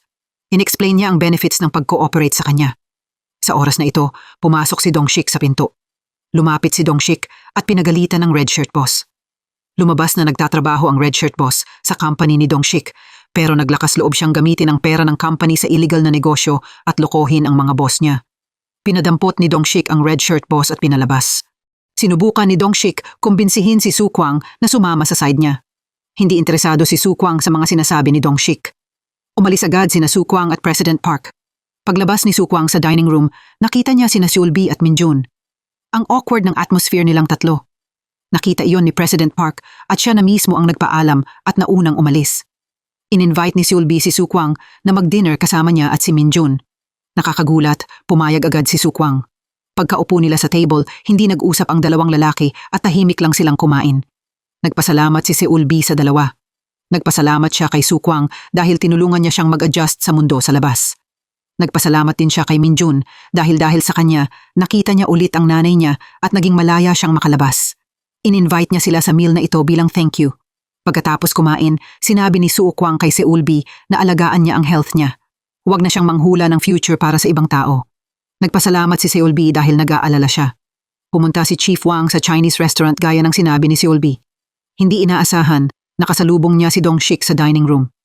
Nang malaman ni Dongshik na si Chief Wang ay ipinakilala ni Seulbi, pinagkatiwalaan at na-promote niya si Chief Wang. Sinamantala ito ni Chief Wang para imbestigahan ang tatay ni Dongshik na kasali sa paghabol kay Seulbi noon. Ginamit ni Minjun ang excuse na may mental illness ang tatay niya para humiling sa court na mag-appoint ng guardian. Galit na galit si Samjung at binato niya si Minjun ng baso ng wine. Pakiramdam niya, nabaliw si Minjun dahil kay Seulbi. Ganun ang trato ni Minjun sa kanya. Inutusan ni Samjung si Secretary Cha na i-block ang balita para hindi malito ang shareholders. Tumingin si Samjung kay Minjun ng puno ng disappointment, tapos pumunta siya kina Seulbi at Misu. Akala niya, kinokontrol nila si Minjun, pero itinanggi nila. Ano man ang nangyari o mangyayari pa lang, kasalanan ni Samjung iyon. Si Sukwang ngayon, tunay nang naging lucky guy sa Seodong Market. Mahal siya ng lahat, sobrang iba na sa pagtanggi sa kanya noong unang dating niya. Naalala niya ang promise ni Seulbi na gagawin siyang lucky guy. Pumunta si Sukwang sa church na madalas nilang puntahan ni Seulbi. Ang paligid doon, nagpapaalala sa kanya ng mga panahon na masaya pa silang dalawa. Bigla niyang naalala noong bata siya. Sinabi ng nanay niya na alagaan niya ng mabuti ang taong mahal niya. Nagdesisyon si Sukwang na humanap ng paraan para maging normal na tao si Seulbi. Ngayon, gusto na talaga niyang tulungan si Seulbi. Pumunta siya kay Okjin. Sobrang saya ni Okjin na makita siya ulit. Ngayong pagkakataon, sinimulan na niyang ikwento kay Sukwang ang lahat. Ang magical powers nila ay galing pa sa sinaunang panahon, na ipapasa ito sa bawat generation. Lahat ng ipinapanganak na bata ay girls mula pagkasilang. May blue gem ang mga batang ito sa kamay nila. Yung mga gustong magmay-ari ng powers nila, laging sinusubukang itago sila. Magkambal si Okjin at ang lola ni Seulbi pero magkaiba ang ugali. Gusto ni Okjin makatakas sa pagkakakulong. Sa isa sa mga pagtakas niya, nakilala niya ang lover niya. Para mapalaya siya, sinubukan ng lover niya basagin ang gem. Dahil hindi kayang sirain ng witch ang sarili nilang gem, kailangan mabasag iyon ng ibang tao. Simula noon, nawala ang prophetic ability niya at nabuhay siya na parang normal na tao. Pagkatapos marinig ang story, hindi pa rin alam ni Sukwang ano ang dapat niyang gawin para mabasag ang pearl. Sinabi ni Okjin na siya na ang maghanap ng paraan pero kailangan niyang tandaan na sobrang dami ng misfortune ang naabsorb ni Seulbi. Kapag hindi niya siya natulungan maging normal agad, magiging ghost si Seulbi. Mabilis pumunta si Sukwang para hanapin si Seulbi. Gusto niyang sumama si Seulbi sa kanya. Tutulungan niya siyang maging normal na tao. Kahit sobrang na-touch si Seulbi, hindi siya pumayag sa ngayon dahil may kailangan pa siyang gawin. Malamig niyang tinanggihan si Sukwang. Pumayag lang si Seulbi lumabas para makita siya, para ibalik ang engagement ring na sinuot niya kanina. Nadurog ang puso ni Sukwang at hinawakan niya si Seulbi. Agad lumapit si Minjun at itinulak palayo ang kamay ni Sukwang mula kay Seulbi. Sinabi ni Minjun na dito ang bahay ni Seulbi. Habang nagtatalo sina Minjun at Samjung, napaniwala ni Iljung ang maraming shareholders na pumanig sa kanya. Gusto ni Samjung payuhan si Minjun na tumigil. Kapag nagpatuloy si Minjun sa pagkontra sa kanya, iba ang makikinabang, pero desidido si Minjun na hindi titigil. Poprotektahan niya ang company at ang taong mahal niya. Pumunta si Samjung kay Iljung. Binalaan ni Samjung si Iljung na huwag siyang asarin, kung hindi, sobrang seryoso ang magiging kapalit. Sobrang nagalit si Iljung nang marinig ang banta. Inutusan niya ang mga tao niya na dalhin si Hyuntae sa kanya. Kapag hindi nadala ni Hyuntae si Seulbi sa kanya bukas, ipapadukot niya ang mga mata ni Hyuntae para hindi na niya makita ang anak niya kailanman. Nakipagkita si Hyuntae kay Seulbi. May inihanda siyang gift para sa kanya pero tumanggi si Seulbi tanggapin ito. Hindi niya kinikilala si Hyuntae bilang tatay kasi walang tatay na gustong ibenta ang anak niya kapalit ng pera. Nabigla si Hyuntae nang marinig iyon at agad niyang inexplain kay Seulbi pero ayaw makinig ni Seulbi. Tumayo siya at sinabi kay Hyuntae na sumama siya sa kanya. Si Seulbi mismo ang nagdesisyon na pumunta kay Iljong. Sobrang saya ni Iljong nang makita siyang dumating kasama si Hyuntae pero sobrang nag-aalala si Hyuntae. Nakiusap si Hyuntae kay Iljong na patawarin si Seulbi pero paano papayag si Iljong? Tinawanan niya si Hyuntae at binanggit pa na balak niyang ibenta sina Seulbi at Misu 20 taon na ang nakalipas. Nataranta si Hyuntae at sinabi kay Seulbi na hindi niya iyon ginawa kaya siya nakulong ng 20 taon. Alam ni Seulbi na totoo ang sinabi ni Hyuntae at naniwala rin siyang sincere siya. Kaya pumunta siya dito ngayon dahil gusto niyang tumigil na si Iljong sa panggugulo sa tatay niya. Sobrang nagulat si Hyuntae nang tawagin siya ni Seulbi na Dad. Habang hahawakan na sana ni Iljong ang kamay ni Seulbi, bigla siyang nagbago ng isip. Gusto niyang ipakita ni Seulbi ang future ng ibang tao. Ipapadala niya na lang ang address mamaya. Siyempre, babayaran pa rin niya siya ng buo. Nang marinig iyon, hinila ni Hyuntae si Seulbi palayo. Gusto ni Hyuntae umalis agad sa lugar na iyon. Paglabas, tuloy-tuloy ang sorry ni Hyuntae sa kanya. Pinutol siya ni Seulbi. Inulit niya na hindi niya siya tatay. Inamin lang niya si Hyuntae bilang tatay sa harap ni Iljong para magtiwala si Iljong at pakawalan si Hyuntae. Tumalikod si Seulbi para umalis at nakasalubong niya si Soo Kwang. Tumakbo siya dito dahil nag-aalala siya. Tapos pumunta sila ni Soo Kwang sa Seodong Market para kumain. Nang marinig ng lahat na dumating si Seulbi, nagtipon sila para dalawin siya. Miss na miss siya ng lahat. Sobrang saya ni Seulbi na kasama ulit ang lahat. Palihim niyang hiningi sa lahat ang ilang bagay. Mabilis umalis ang lahat at naiwan lang sina Soo Kwang at Seulbi para kumain ng chicken ng magkasama. Nagpasalamat si Soo Kwang kay Seulbi dahil lagi siyang nasa tabi niya at naging lucky goddess niya. Tinanong siya ni Seulbi kung nakita na ba niya yung babae sa prophecy. Habang sumasagot si Soo Kwang, biglang sumugod si Minjun. Dumating siya para kunin si Seulbi pabalik. Gusto sana pigilan ni Soo Kwang si Minjun pero pinigilan siya ni Seulbi kasi balak naman talaga niyang bumalik doon. Pagbalik, pumunta sina Seulbi at Minjun para makita si Jang Kyung. Sa mga maikling pagkikita nila noon, sobrang interesado si Jang Kyung kay Seulbi. Novelist si Jang Kyung. Kailangan niya ng mas maraming inspiration para sa mga susunod niyang works. Curious siya sa room kung saan nakatira si Seulbi, kaya gusto niyang pumunta at i-interview si Seulbi. Nakita ni Seulbi na totoong interesado si Jang Kyung, kaya dahan-dahan niyang kinwento yung madilim na room kung saan siya ikinulong ng mahigit 20 taon. Welcome din si Seulbi sa pagbisita ni Jang Kyung. Nang marinig iyon, sumingit si Minjun. Ayaw niyang pag-usapan pa nila ang issue na ito, kaya mabilis niyang sinabi na umuwi na sila. Pagkaalis ni Seulbi, lumipat si Hyuntae sa bahay ni Soo Kwang. Noong gabing iyon, habang naglilinis si Hyuntae, aksidente niyang nakita ang lumang photo ni Soo Kwang. Sobrang nagulat siya, kasi yung babae sa photo ay si Misu. Hindi in-expect ni Soo Kwang na kilala ni Hyuntae yung babaeng iyon. Noon, sobrang bata pa si Soo Kwang kaya hindi niya maalala kung sino siya. Tapos kinwento ni Hyuntae ang lahat. Lumabas na dati nang nakilala ng nanay ni Seulbi si Soo Kwang at matagal na palang nabuo ang love story nila ni Seulbi. Mahigit 20 taon na ang nakalipas, nagkita sila noong tumatakas sina Hyuntae at Misu. Nailigtas sila ng nanay ni Soo Kwang. Nang hawakan ni Misu ang tiyan ni Soo Kwang, nakakita si Misu ng maraming images ng future. Kahit nakita niya ang future, wala siyang magawa pa. Tiningnan ni Misu si Soo Kwang at palihim niyang inilagay ang pag-asa niya sa kanya.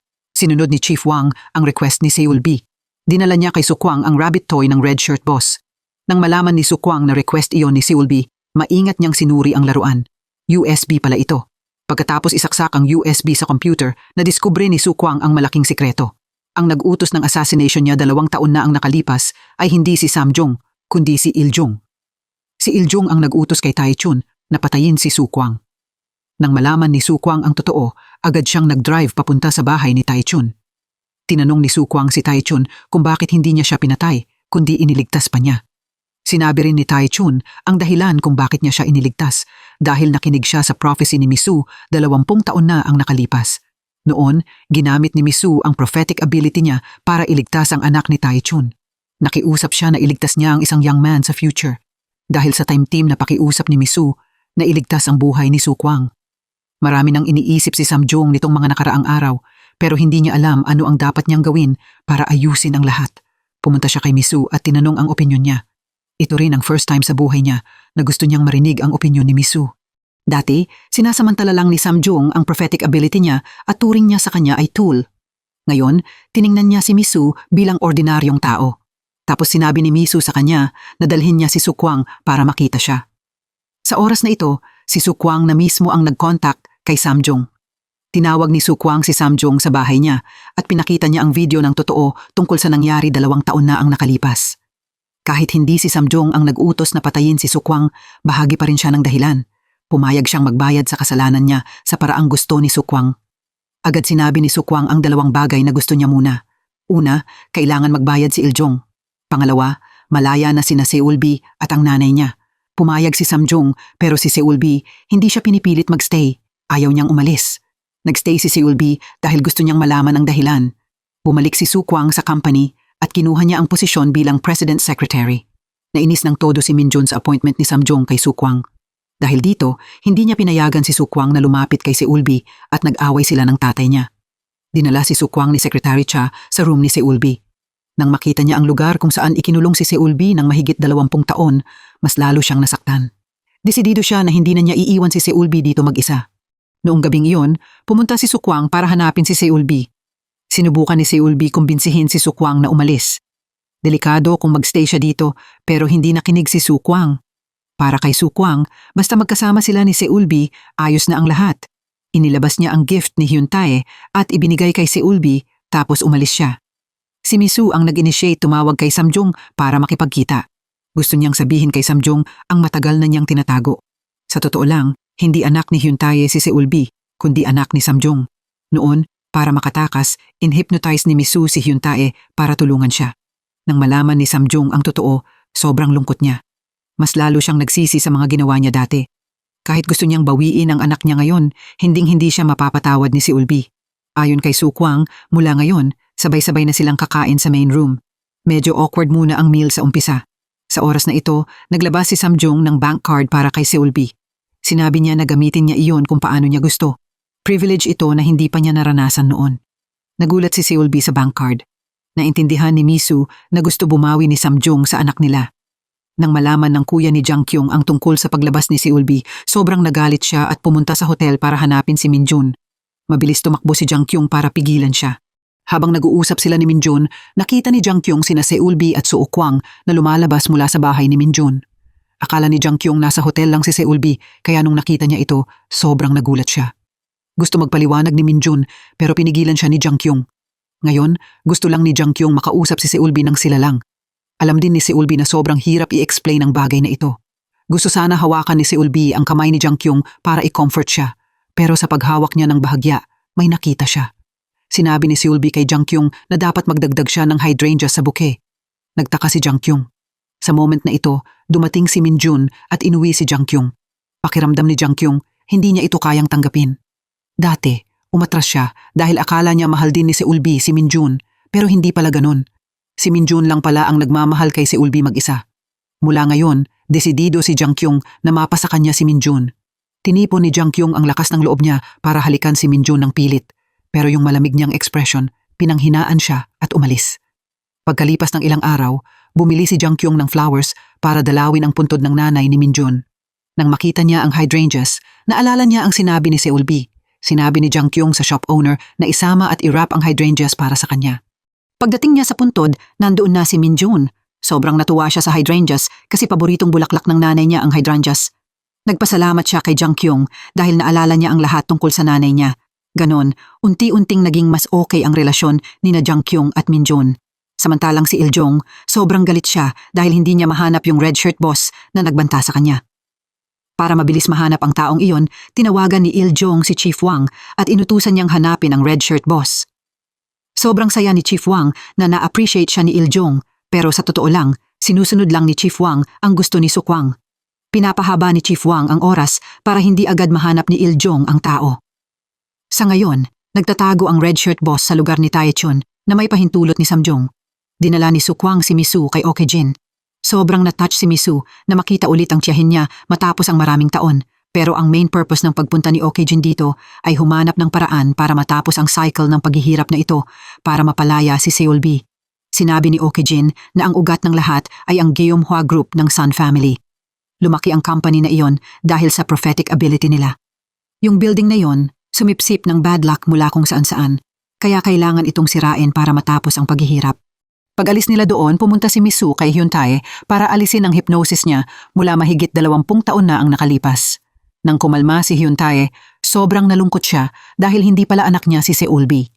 Habang tinitingnan ang diamond ring na ibinigay ni Misu kay Hyuntae, biglang naalala ni Misu na nangako si Seolbi na tutulungan niya si Iljong na makita ang future ng isang tao para mailigtas niya. Pagkarinig noon, hinanap ni Sukwang si Seolbi. Sa oras na ito, papunta si Seolbi sa isang strange na hospital kasama si Iljong. Lumabas na dinala ni Iljong si Seolbi para makita ang future ng tatay niya. Gusto ni Iljong malaman kung saan nakatago ang natitirang shares ng corporation at kailan niya mamamana ang Geumhwa Group. Kahit hindi na conscious ang late chairman, nang makita niya si Seolbi, nakilala pa rin niya siya bilang witch na kayang mag-predict. Inilabas ng late chairman ang kamay niya kay Seolbi. Pagkahawak ni Seolbi sa kamay ng late chairman, nagbago ang ekspresyon niya mula sa pagkabaliw papunta sa sakit. Nataranta siya at nakiusap kay Seolbi na tumigil. Sinabi ni Seolbi sa late chairman na darating ang bloodline niya at aalisin ang curse niya. Sobrang nag-alala si Iljong nang mabanggit ni Seolbi ang curse. Ang gusto lang ni Iljong ay malaman paano mamamana ang Geumhwa Group. Wala siyang pake sa curse. Gusto niyang sabihin ni Seolbi ang nakita niya. Agad sinabi ni Seolbi kay Iljong na pumunta siya kay Okejin. Ibibigay ni Okejin ang kailangan niya. Sa moment na iyon, pumasok si Samjong sa hospital room. Sobrang galit siya at pinagalitan si Iljong. Tapos inilabas ni Samjong si Seolbi. Naghihintay na si Sukwang sa labas. Mabilis niyang tinulungan si Seolbi at inuwi niya siya. Pagdating sa bahay, gusto ni Samjong malaman ang nangyari sa hospital, pero nang makita niyang ayaw magsalita si Seolbi, hindi niya siya pinilit. Pero nangako siya na mula ngayon, hindi na niya hahayaang gambalain pa siya ni Iljong. Biglang iniunat ni Seolbi ang kamay niya. Agad siyang pinigilan ni Samjong at ng lahat, pero kung ayaw ni Iljong na manggulo sa kanila, may mga bagay na kailangan malaman ni Samjong. Sa huli, inilapat pa rin ni Samjong ang kamay niya sa kamay ni Seolbi.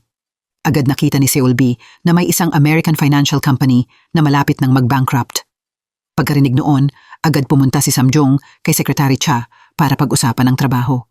Mabilis bumalik si Minjun para dalawin si Seolbi, pero nakakagulat nang makita ni Seolbi si Minjun, bigla siyang nabaliw. Hinila niya ang collar ni Minjun, paulit-ulit niyang sinasabi na si Minjun ang kukuha ng curse. Kailangan niya itong akuin. Ang pagiging baliw ni Seolbi, natakot at nasaktan ang lahat. Dahan-dahang lumapit si Sukwang, niyakap niya si Seolbi at tuloy-tuloy siyang nag-comfort. Unti-unti ring kumalma si Seolbi sa bisig ni Sukwang. Pumunta si Iljong kay Okejin ayon sa sinabi ni Seolbi. Malaki ang tiwala niya sa prophecy niya. Major shareholder din si Okejin sa Geumhwa Group, kaya gusto ni Iljong na pumanig siya sa kanya. Pero nang makita niya si Okejin, natakot siya. Malinaw na naaalala niya na patay na ang babaeng ito, pero kalmado lang sinabi ni Okejin na yung namatay ay ang twin sister niya. Sa oras na ito, naalala rin ni Iljong na yung isa pang babae ay may twin sister din. Hindi na siya nagsayang ng oras at diretsong sinabi ang pakay niya. Tinanong ni Okejin si Iljong kung bakit kailangan niya siyang tulungan. Mabilis in-analyze ni Iljong ang sitwasyon. Kamag-anak niya sina Misu at Seolbi at ikinulong sila ni Samjong ng mahigit 20 taon. Kung tutulungan niya si Iljong makuha ang group, palalayain niya sina Seolbi at Misu. Parang nag-isip si Okejin, pero sa huli, pumayag siyang sumama sa side niya. Pero may isang condition siya. Gusto niyang mag-invest si Iljong sa isang American financial company. Napaisip si Iljong dahil sobrang laki ng investment, pero para makuha ang Geumhwa Group, pumayag pa rin siya. Masayang umalis si Iljong, hindi niya alam na ang investment na ito ang magpapabagsak sa kanya. Yung investment contract, si Samjong ang nag-prepare, at yung finance company ay yung mismong nakita ni Seolbi na magbabankrupt. Nang makita ni Iljong ang news na nag-bankrupt ang company, agad siyang hindi nakaramdam ng maayos. Lahat ng pera niya inilagay niya doon. Hindi lang iyon, hinihingan pa siya ng pera ng mga investors. Agad tinawagan ni Iljong si Okijin at nagmakaawa na tulungan siya, pero binaliwala pa rin siya ni Okijin. Sinabi lang ni Okijin na boboto siya para sa kanya at wala siyang kinalaman sa pera niya. Doon lang na-realize ni Iljong na na-scam siya. Bago pa siya makaisip ng paraan para iligtas ang sarili niya, dumating ang mga prosecutors para imbestigahan ang financial fraud niya. Agad nagkunwaring nahimatay si Iljong at sinenyasan si Dongshik na tumawag ng ambulance. Sanay na ang prosecutor sa mga ganitong style. Kalmado silang tumawag ng ambulance at pinanood lang siyang dalhin sa hospital. Gusto ni Iljong magstay sa hospital para ma-delay ang summons ng prosecutors. Noong gabi, nag-iisip si Dongshik ng paraan para ayusin ang problemang ito nang biglang dumating ang isang grupo ng investors. Halos mabaliw si Dongshik dahil sa pressure ng investment team pero walang may pake sa kanya. Mabilis nilang kinuha ang lahat ng valuables at umalis. Pagkatapos mag-isip, naalala ni Dongshik ang recording pen na inilagay niya kay Iljong noong dinala ni Iljong si Seulbi para makita ang late chairman. Kinuha ni Dongshik ang recording pen at pinakinggan ang lahat ng nangyari noong araw na iyon. Nalaman ni Dongshik na may curse ang late chairman at ipapasa niya ito sa sinumang bloodline na hahawak sa kanya bago siya mamatay. Tumawa ng creepy si Dongshik habang nakikinig. Maganda ang panahon ngayon kaya nag-enjoy sina Su Kwang at Seulbi. Tinanong ni Su Kwang si Seulbi kung pwede na siyang umalis at sumama sa kanya sa lugar na walang tao para mamuhay ng tahimik, pero tumanggi si Seulbi. Hindi siya pwedeng umalis ngayon dahil nakita niya ang future ni Minjun. Si Minjun ang kukuha ng curse kapalit ng late chairman at wala ng paraan para pigilan iyon. Hindi niya kayang iwan si Minjun. Nag-file si Samjung ng petition para tanggapin si Seulbi bilang anak niya, pero pinigilan siya ni Secretary Cha. Kapag tinanggap niya si Seulbi, lalabas sa public ang story na ikinulong niya sila at ang nanay nila.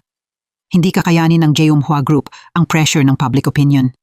Sinuggest ni Secretary Cha na kunin na lang ni Samjung si Seulbi pagkatapos ng shareholders meeting ngayong taon. Hindi sinasadya, narinig ni Minjun ang usapan na ito. Lumapit siya at kinuha ang confirmation form mula sa kamay ni Secretary Cha. Hindi makapaniwala si Minjun sa nakasulat. Kinwestiyon niya si Samjung bakit dati sinabi niyang hindi kapatid ni Minjun si Seulbi para magka-feeling siya kay Seulbi na hindi dapat. Si Seulbi, ngayon lang din nalaman ang totoo kay Misu. Puno ng disappointment ang puso ni Seulbi.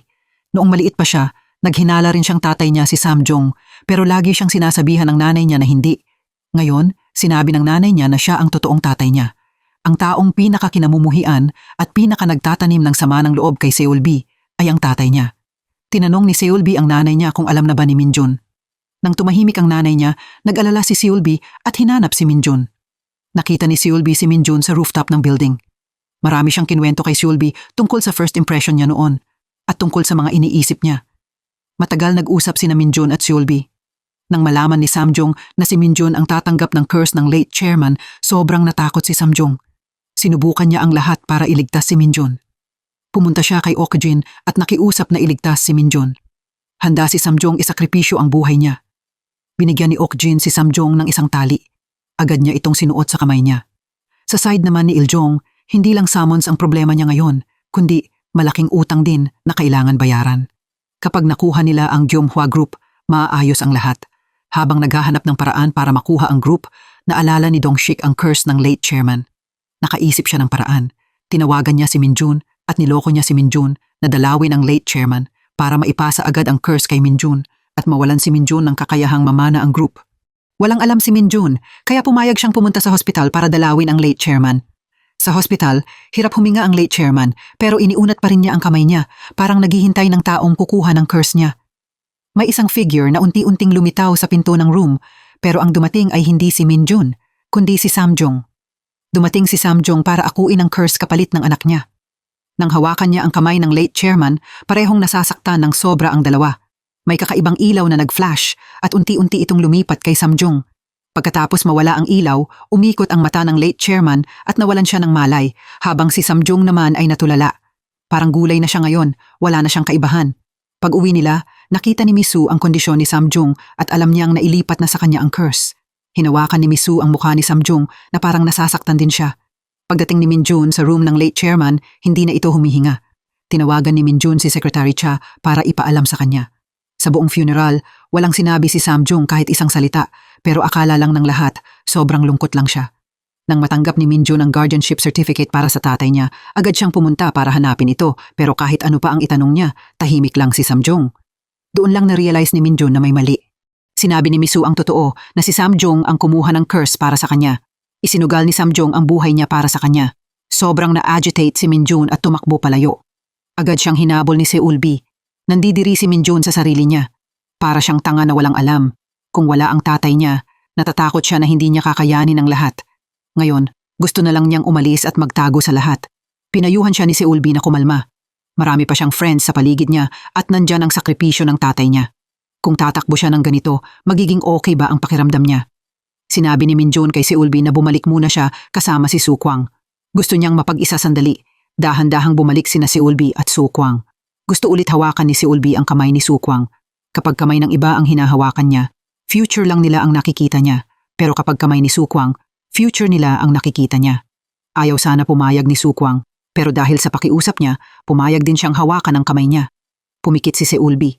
May mga malabong scenes na lumitaw sa isip niya, pero walang saya, puro gulo at pag-collapse ni Sukwang. Napuno ng takot at pag-aalala ang mga mata ni Seulbi. Sa oras na ito, hindi na kontento ang Red Shirt Boss. Ayaw na niyang magtago sa lugar ni Taichun. Gusto niyang bumalik sa Seoul. Ayaw ni Taichun na magdulot siya ng gulo kay Sukwang, kaya nagdesisyon siyang patayin ang Red Shirt Boss. Eksaktong ilalapit na ni Taichun ang kutsilyo para pumatay, dumating sina Chief Wang at Daishik at napigilan siya sa oras. Si Sukwang ang nagsabi kay Chief Wang na pumunta dito kasi natatakot siya na baka hindi siya paniwalaan ni Taichun. Naglabas ng phone si Chief Wang at tinawagan si Sukwang.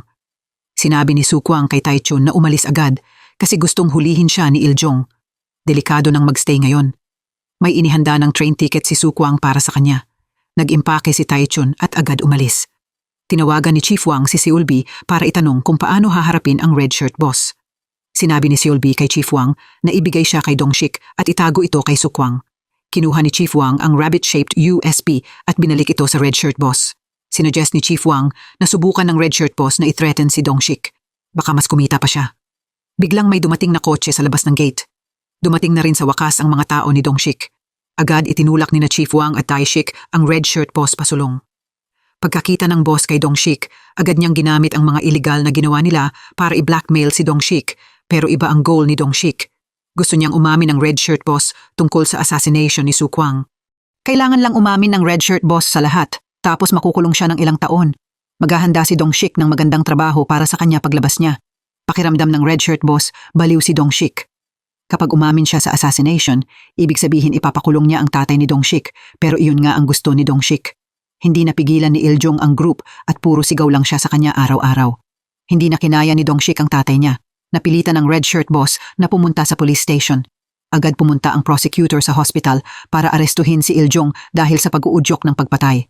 Simula noong hinawakan ni Seulbi ang kamay ni Sukwang at nakita ang malas nilang future, tuloy-tuloy na ang pag-aalala niya. Pumunta siya sa nanay niya. Gusto ni Seulbi malaman kung pwede bang baguhin ang future, pero siguradong hindi ang sagot ni Misu. Hindi lang iyon, kapag sinubukan ni Seulbi baguhin ang future, mas magiging masama pa raw kaysa sa nakita niya. Ayaw ni Seulbi mapahamak si Sukwang, kaya gusto niyang umalis si Sukwang. Gumamit pa siya ng mga careless na salita para palayasin siya, pero wala lang kay Sukwang. Desidido siyang manatili sa tabi ni Seulbi. Hindi siya aalis kahit anong malas ang dumating. Gagawin niya itong swerte. Hinalikan ni Sukwang si Seulbi para pakalmahin ang worries niya. Simula nang tanggapin ni Samjong ang curse, inaalagaan na siya ng mabuti ni Misu. Madalas din silang magkwentuhan. Birthday ni Seulbi ngayon. Binabasa ni Misu kay Samjong ang mga letters na sinulat ni Seulbi para sa tatay niya noong bata pa siya. Binabasa niya ng malakas ang laman ng bawat letter, kaya sobrang nagsisisi at nasasaktan si Samjong.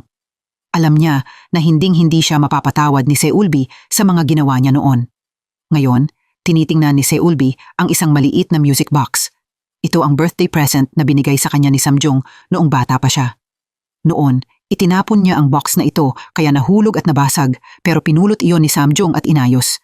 Ibinigay ulit ni Samjong sa kanya ilang araw na ang nakalipas. Habang tinitingnan niya ang music box, may nakita siyang maliit na papel sa loob. Apology iyon ni Samjong at sinabi niya kung gaano siya kasaya na anak niya si Seulbi. Naalala niya ang mga pagbawi ni Samjong kaya pakiramdam niya baka kayanan niyang patawarin siya. Inaya niya si Sukwang na pumunta sila sa Seodong Market. Pagbalik niya, bumili si Seulbi ng maraming gifts para sa lahat. Bumili siya ng ties para kina Minjun at Samjong. Nagulat si Minjun sa gift niya. Tapos naglabas si Seulbi ng maraming dresses at shirts para sa sarili niya. At sinabi niyang binili niya iyon gamit ang bank card ni Samjong, kaya ituring na lang na gifts mula sa tatay niya. Nakita ni Minjun na tinanggap na ni Seulbi si Samjong. Sila na ngayon ang buong family niya. Si Minjun naman, responsable siyang kuya. Nangako siya na poprotektahan niya sina Seulbi at Misu mula ngayon. Tapos, seryosong ipinagkatiwala ni Minjun ang kapatid niya kay Sukwang. Masayang kumain ang lahat ng magkakasama. Payapa at masaya ang scene pero hindi magtatagal ang peace na iyon.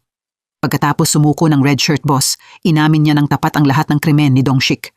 Agad pumunta ang prosecutor para arestuhin si Dongshik pero nakatakas siya. Sigurado si Dongshik na si Seulbi ang dahilan ng lahat ng ito. Hindi niya siya palalampasin. Pumunta si Seulbi sa Seodong Market para makipagkita sa lahat at i-celebrate ang birthday niya. Samantala, dumalo sina Sukwang at Minjun sa shareholders meeting. Doon magdedesisyon kung si Minjun ang magiging chairman ng group.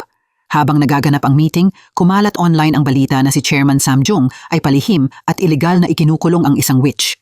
Nalito ng todo ang ibang shareholders sa balitang iyon. In-announce ni Secretary Cha ang end ng meeting at bumalik kasama si Minjun. Agad pumunta si Sukwang sa Seodong Market para sunduin si Seulbi. Pero pagdating pa lang nila sa hotel lobby, nakita sila ng dating housekeeper. Itinuro ng ex-housekeeper si Seulbi at sinabing siya ang ikinulong na witch. Agad silang pinalibutan ng reporters. Gusto ng ex-housekeeper na umamin si Seulbi sa harap ng reporters na witch siya, pero naloko ni Seulbi ang lahat. Tumayo si Seulbi sa harap ng ex-housekeeper at taos-pusong nagsorry. Dahil sa apology ni Seulbi, natigilan at nanahimik ang ex-housekeeper. Lumabas si Dongshik sa labas ng hotel door. Satisfied siyang pinapanood ang magulong scene sa loob. Ito ang revenge niya kay Seulbi. Sinuggest ni Secretary Cha na lumayo muna sina Seulbi at Misu, pero pakiramdam ni Seulbi, kaya na niyang humarap sa public. Wala na siyang dahilan para magtago. Pakiramdam din ni Minjun, hindi na dapat itago ang bagay na ito. Harapin na lang nila at ayusin. Nag-hold si Minjun ng press conference. Sa press conference, inamin niya ang existence ni na Seulbi at ang nanay niya. Ang pagstay nila doon ay dahil sa maling desisyon ng tatay niya, pero ngayon na nawalan na ng civil capacity ang tatay niya, si Minjun na ang umaako ng responsibility. Parang doon na sana matatapos ang press conference, pero curious ang reporters dahil sa paglabas ni na Seulbi at Misu. Marami silang tanong para sa mag-ina. Ipinaliwanag ni Misu ang lahat. Desisyon niya na tumira sa secret room. Nagstay siya dahil nagtatago siya sa labas.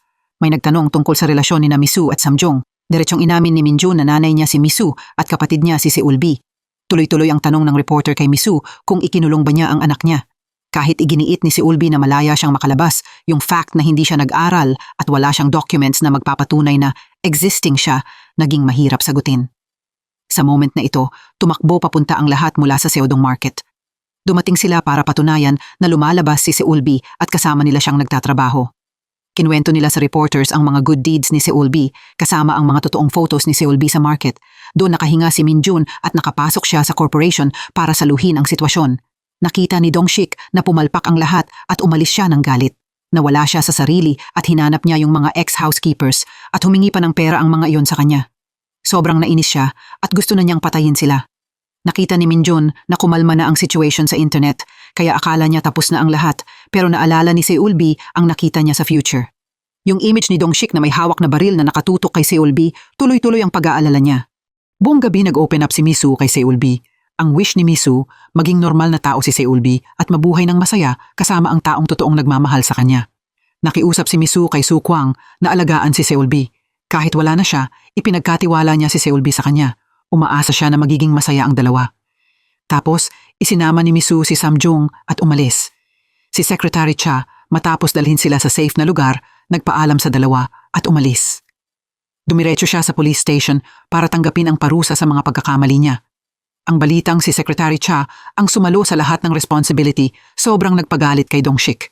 Inutusan ni Dongshik ang dalawang ex-housekeepers na magpa-interview at sinabi nila na hindi daw witch si Seulbi, kundi witch na sumisipsip ng life force ng tao. Yung witch din daw ay nanghihypnotize ng iba para sumunod sa kanya. Yung late president at si Samjong daw ay nagka-mental illness dahil sa witch. Mabilis kumalat kahit saan ang rumor na si Seulbi ay witch na nagdadala ng bad luck. Nang pumunta sina Seulbi at Sukwang sa Seodong Market para mamigay ng invitations papunta sa bahay niya, sinalubong sila ng mga kakaibang tingin at pag-iwas ng lahat. Hindi maintindihan ni Seulbi kung ano ang nangyayari. Dahil sa hindi welcoming na trato ng mga tao, wala nang choice sina Seulbi at Suukwang kundi bumalik. Sobrang galit si Hyuntay nang makita niya na natatakot at umiiwas ang lahat kay Seulbi. Sinabi niya na yung paghihirap ng mga mayayaman ay gawa nila sa sarili nila at walang kinalaman kay Seulbi. Sayang lang daw ang pagtulong ni Seulbi noong mga nakaraang panahon. Dahil sa harsh na aura ni Hyuntay, natakot ang mga tao sa market. Wala nang naglakas loob magsalita pa at agad silang nagkanya-kanya. Nang malaman ni Jang Kyung ang nangyari, agad pumunta ang nanay niya kay Minjun para i-cancel ang engagement. Kahit anong explain ni Minjun, hindi pa rin niya kayang ipakasal ang anak niya sa pamilyang ito. Binalaan din niya si Minjun na huwag nang i-contact si Jang Kyung. Pagkasabi noon, umalis siya agad. Habang nag-iisip pa si Minjun, biglang lumitaw si Jang Kyung sa pinto. May dala rin siyang maleta. Pagkakita ni Minjun, alam niya agad na nagdesisyon si Jang Kyung na tumakas sa bahay. Nag-alala si Minjun sa kanya. Natatakot siya na mapahamak si Jang Kyung kapag nahuli siya ng reporters. Pinayuhan niya siyang sumunod sa nanay niya pero ayaw pumayag ni Jang Kyung. Pinilit niyang magstay dito hanggang sa ikasal sila. Gusto pa sana payuhan ni Minjun si Jang Kyung pero nakita na siya ni Seulbi. Sobrang saya ni Seulbi na makita siya. Dinala ni Seulbi si Jang Kyung sa secret room niya. Sobrang excited si Jang Kyung at iniikot-ikot niya ang buong room. Nabanggit din ni Jang Kyung ang rumor na ghost daw si Seulbi. Natakot si Minjun na baka may masabing masakit si Jang Kyung kay Seulbi pero hindi iyon ang nangyari. Sinabi ni Jang Kyung na gusto niya ang ghosts. Paborito niyang character sa stories ay ang witch. Sobrang natuwa si Seulbi sa mga salitang iyon. Sa side ni Sukwang, nitong mga araw na ito, hinahanap nila ang kinaroroonan ni Dongshik. Pero dahil may tao siya sa police station, hindi na sila pwedeng umasa sa pulis. Wala silang choice kundi maghanap sa mga suspicious na lugar, sila lang. Pagkatapos mag-usap ni Chief Wang at Sukwang, dinala ni Sukwang ang invitations na mismong si Seulbi ang gumuhit sa Seodong Market. Tinipon niya ang lahat at sinabi niya ang sitwasyon ni Seulbi. Yung room na tinirhan ni Seulbi, walang bintana ng 20 taon. Totally siyang na-isolate sa mundo sa labas.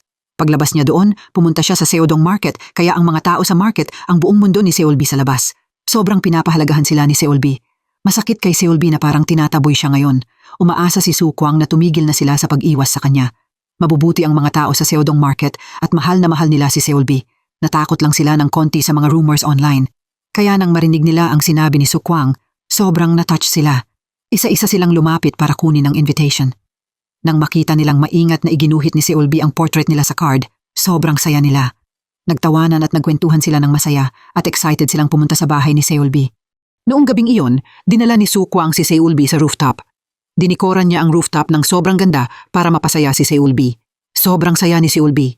Bigla siyang lumapit kay Sukwang at tinanong siya kung bumalik sila sa simula, maaalala ba nila lahat ng nangyari o makakalimutan. Sinabi ni Sukwang na kalimutan na lang nila lahat, kalimutan ang lahat ng hirap at sakit at magsimula sila ulit mula ngayon. Napaisip si Seulbi sa sinabi niya. Hinila niya ang kamay ni Sukwang at itinuro ang bituin sa langit. Gusto niya na laging kasing liwanag ni Sukwang ang bituing iyon kahit magkalayo sila. Naintindihan ni Sukwang ang hidden meaning ng sinabi niya. Agad niyang niyakap si Seulbi. Sinabi niya na hindi iyon iisang bituin, kundi 2 bituin na magkatabi.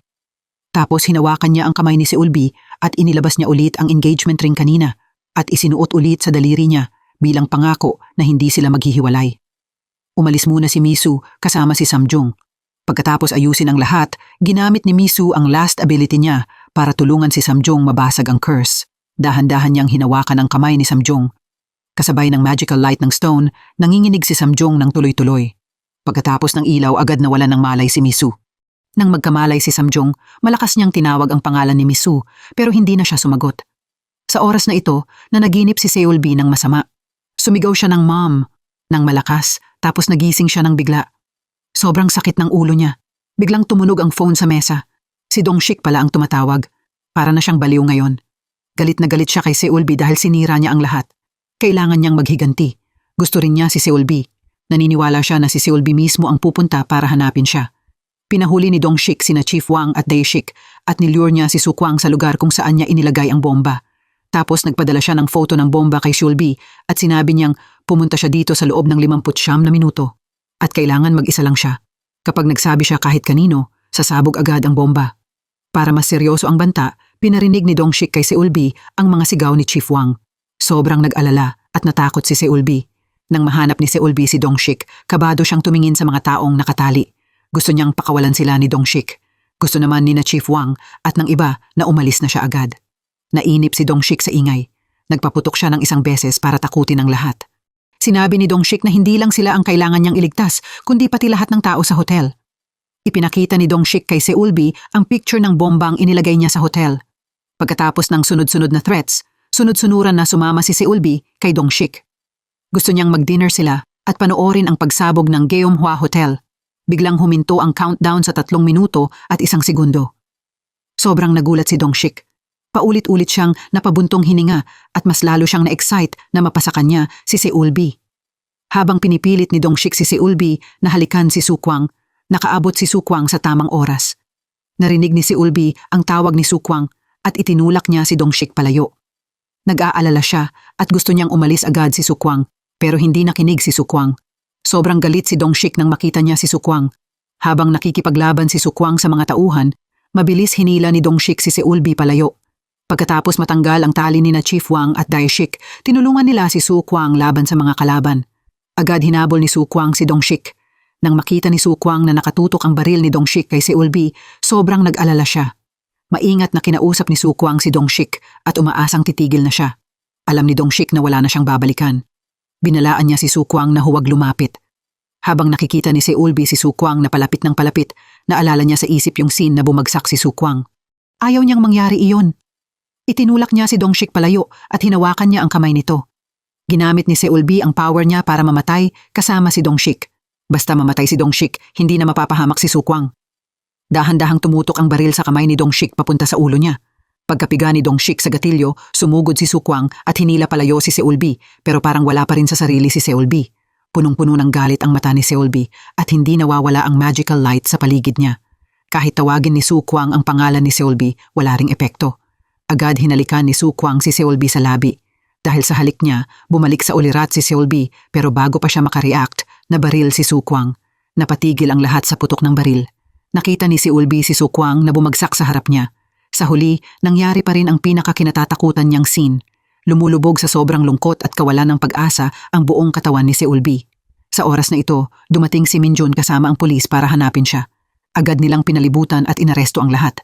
Dahan-dahang bumaba si Dongshik na may hawak na baril. Itinutok niya ito diretso kay Minjun. Ang sakit at desperasyon ni Seulbi ang nag-trigger sa power ng stone. Sumigaw siya at nagmakaawa kay Sukwang na bumalik. Kasabay ng sigaw niya, may himala na nangyari.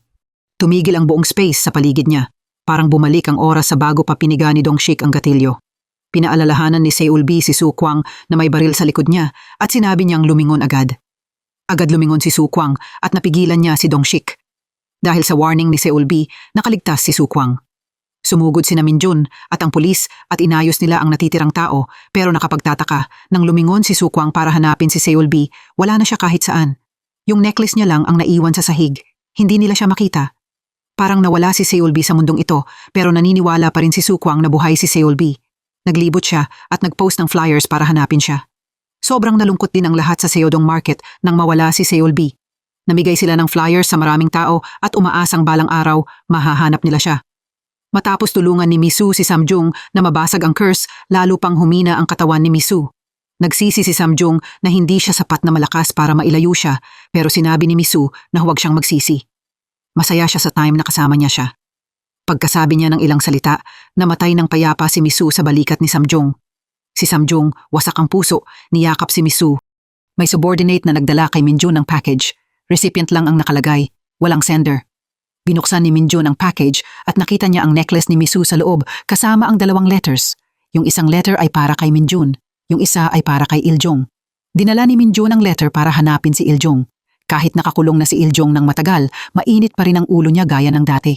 Nang sinabi ni Minjun na ibebenta niya ang Geumhwa Group para mabayaran ang utang na ginawa ni Iljong, agad nagwala si Iljong. Ayaw ni Iljong na ibenta ni Minjun ang Geumhwa Group pero wala nang pake si Minjun. Iniwan niya ang letter ng tatay niya at umalis. Sa letter, may apology si Samjung. Umaasa siyang mapapatawad siya ni Iljong sa pagiging walang silbi niya. Pagkabasa ni Iljong ng letter, parang naging emosyonal siya ng konti kaya nagdesisyon siyang aminin ang lahat ng kasalanan niya. Si Dongshik na nasa tabi niya biglang tumawa parang baliw at paulit-ulit na bumubulong ng kung ano-anong salita. Parehong-pareho ang symptoms niya sa late chairman. Posible bang nailipat ni Seulbi ang curse kay Dongshik? Hindi kailanman sumuko si Sukwang sa paghahanap kay Seulbi. Tuwing may nagbabalita tungkol sa kanya, agad siyang tumatakbo para i-check, pero paulit-ulit, hindi pala totoo. Desperado siyang pumunta kay Okijin.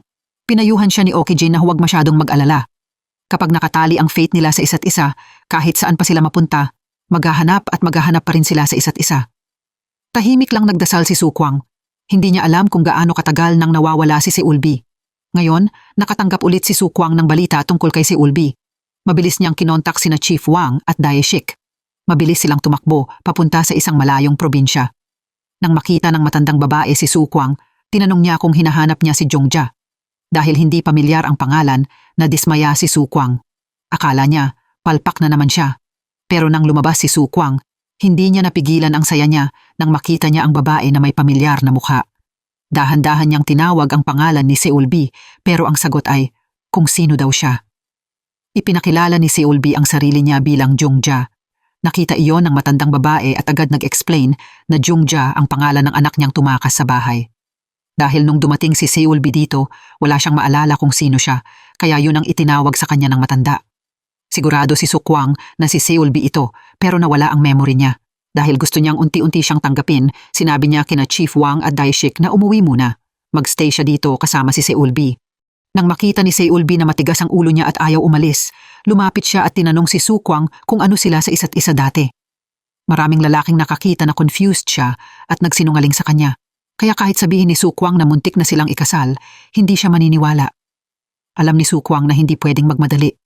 Araw-araw, sinubukan niyang kilalanin siya ulit. Sinundan ni Sukwang si Seulbi sa pagde-deliver ng goods.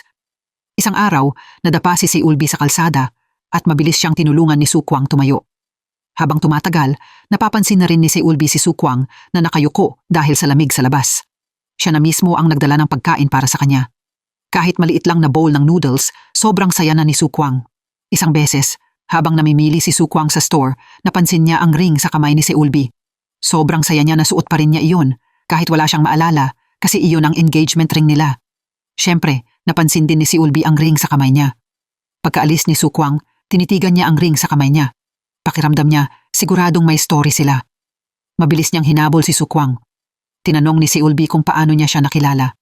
Mabilis kinuha ni Sukwang ang necklace at ibinigay sa kanya. Mahaba ang story nilang dalawa. Pagkatapos marinig ang story mula kay Sukwang, pumayag si Seulbi na sumama na ulit sa kanya. Nang makita nila sina Minjun at Jang Kyung, hindi alam ni Seulbi kung paano magre-react sa kanila. Agad ipinakilala ni Sukwang si Minjun bilang kuya niya at sinabi niyang ikakasal na sila. Hindi na si Minjun yung young master ng isang mayamang pamilya. Ibinenta niya ang Geomhua Group at lumipat siya sa pagdevelop sa online novel industry. Ngayon, sa pagitan ni Minjun at Jang Kyung, hindi na ito marriage of convenience kundi totoong love.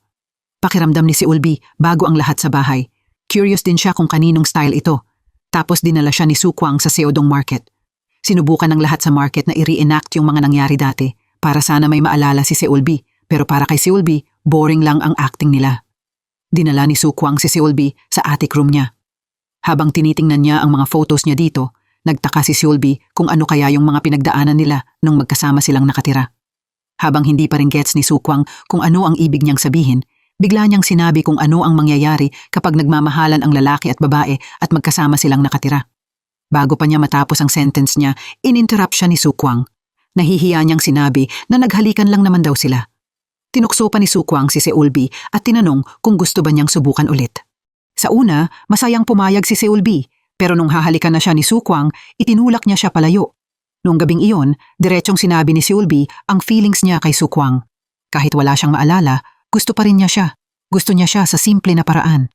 Agad nag-propose si Sukwang sa kanya. Ginawa ang kasal nila sa Seodong Market. Kahit simple lang ang wedding, marami pa ring totoong blessings galing sa lahat. Pagkaraan ng ilang panahon, nanganak si Seulbi ng isang cute na baby boy. Ito ang bunga ng pagmamahalan nila. Hindi man madali ang pagiging bagong parents, pero araw-araw, masaya at puno ng pagmamahal.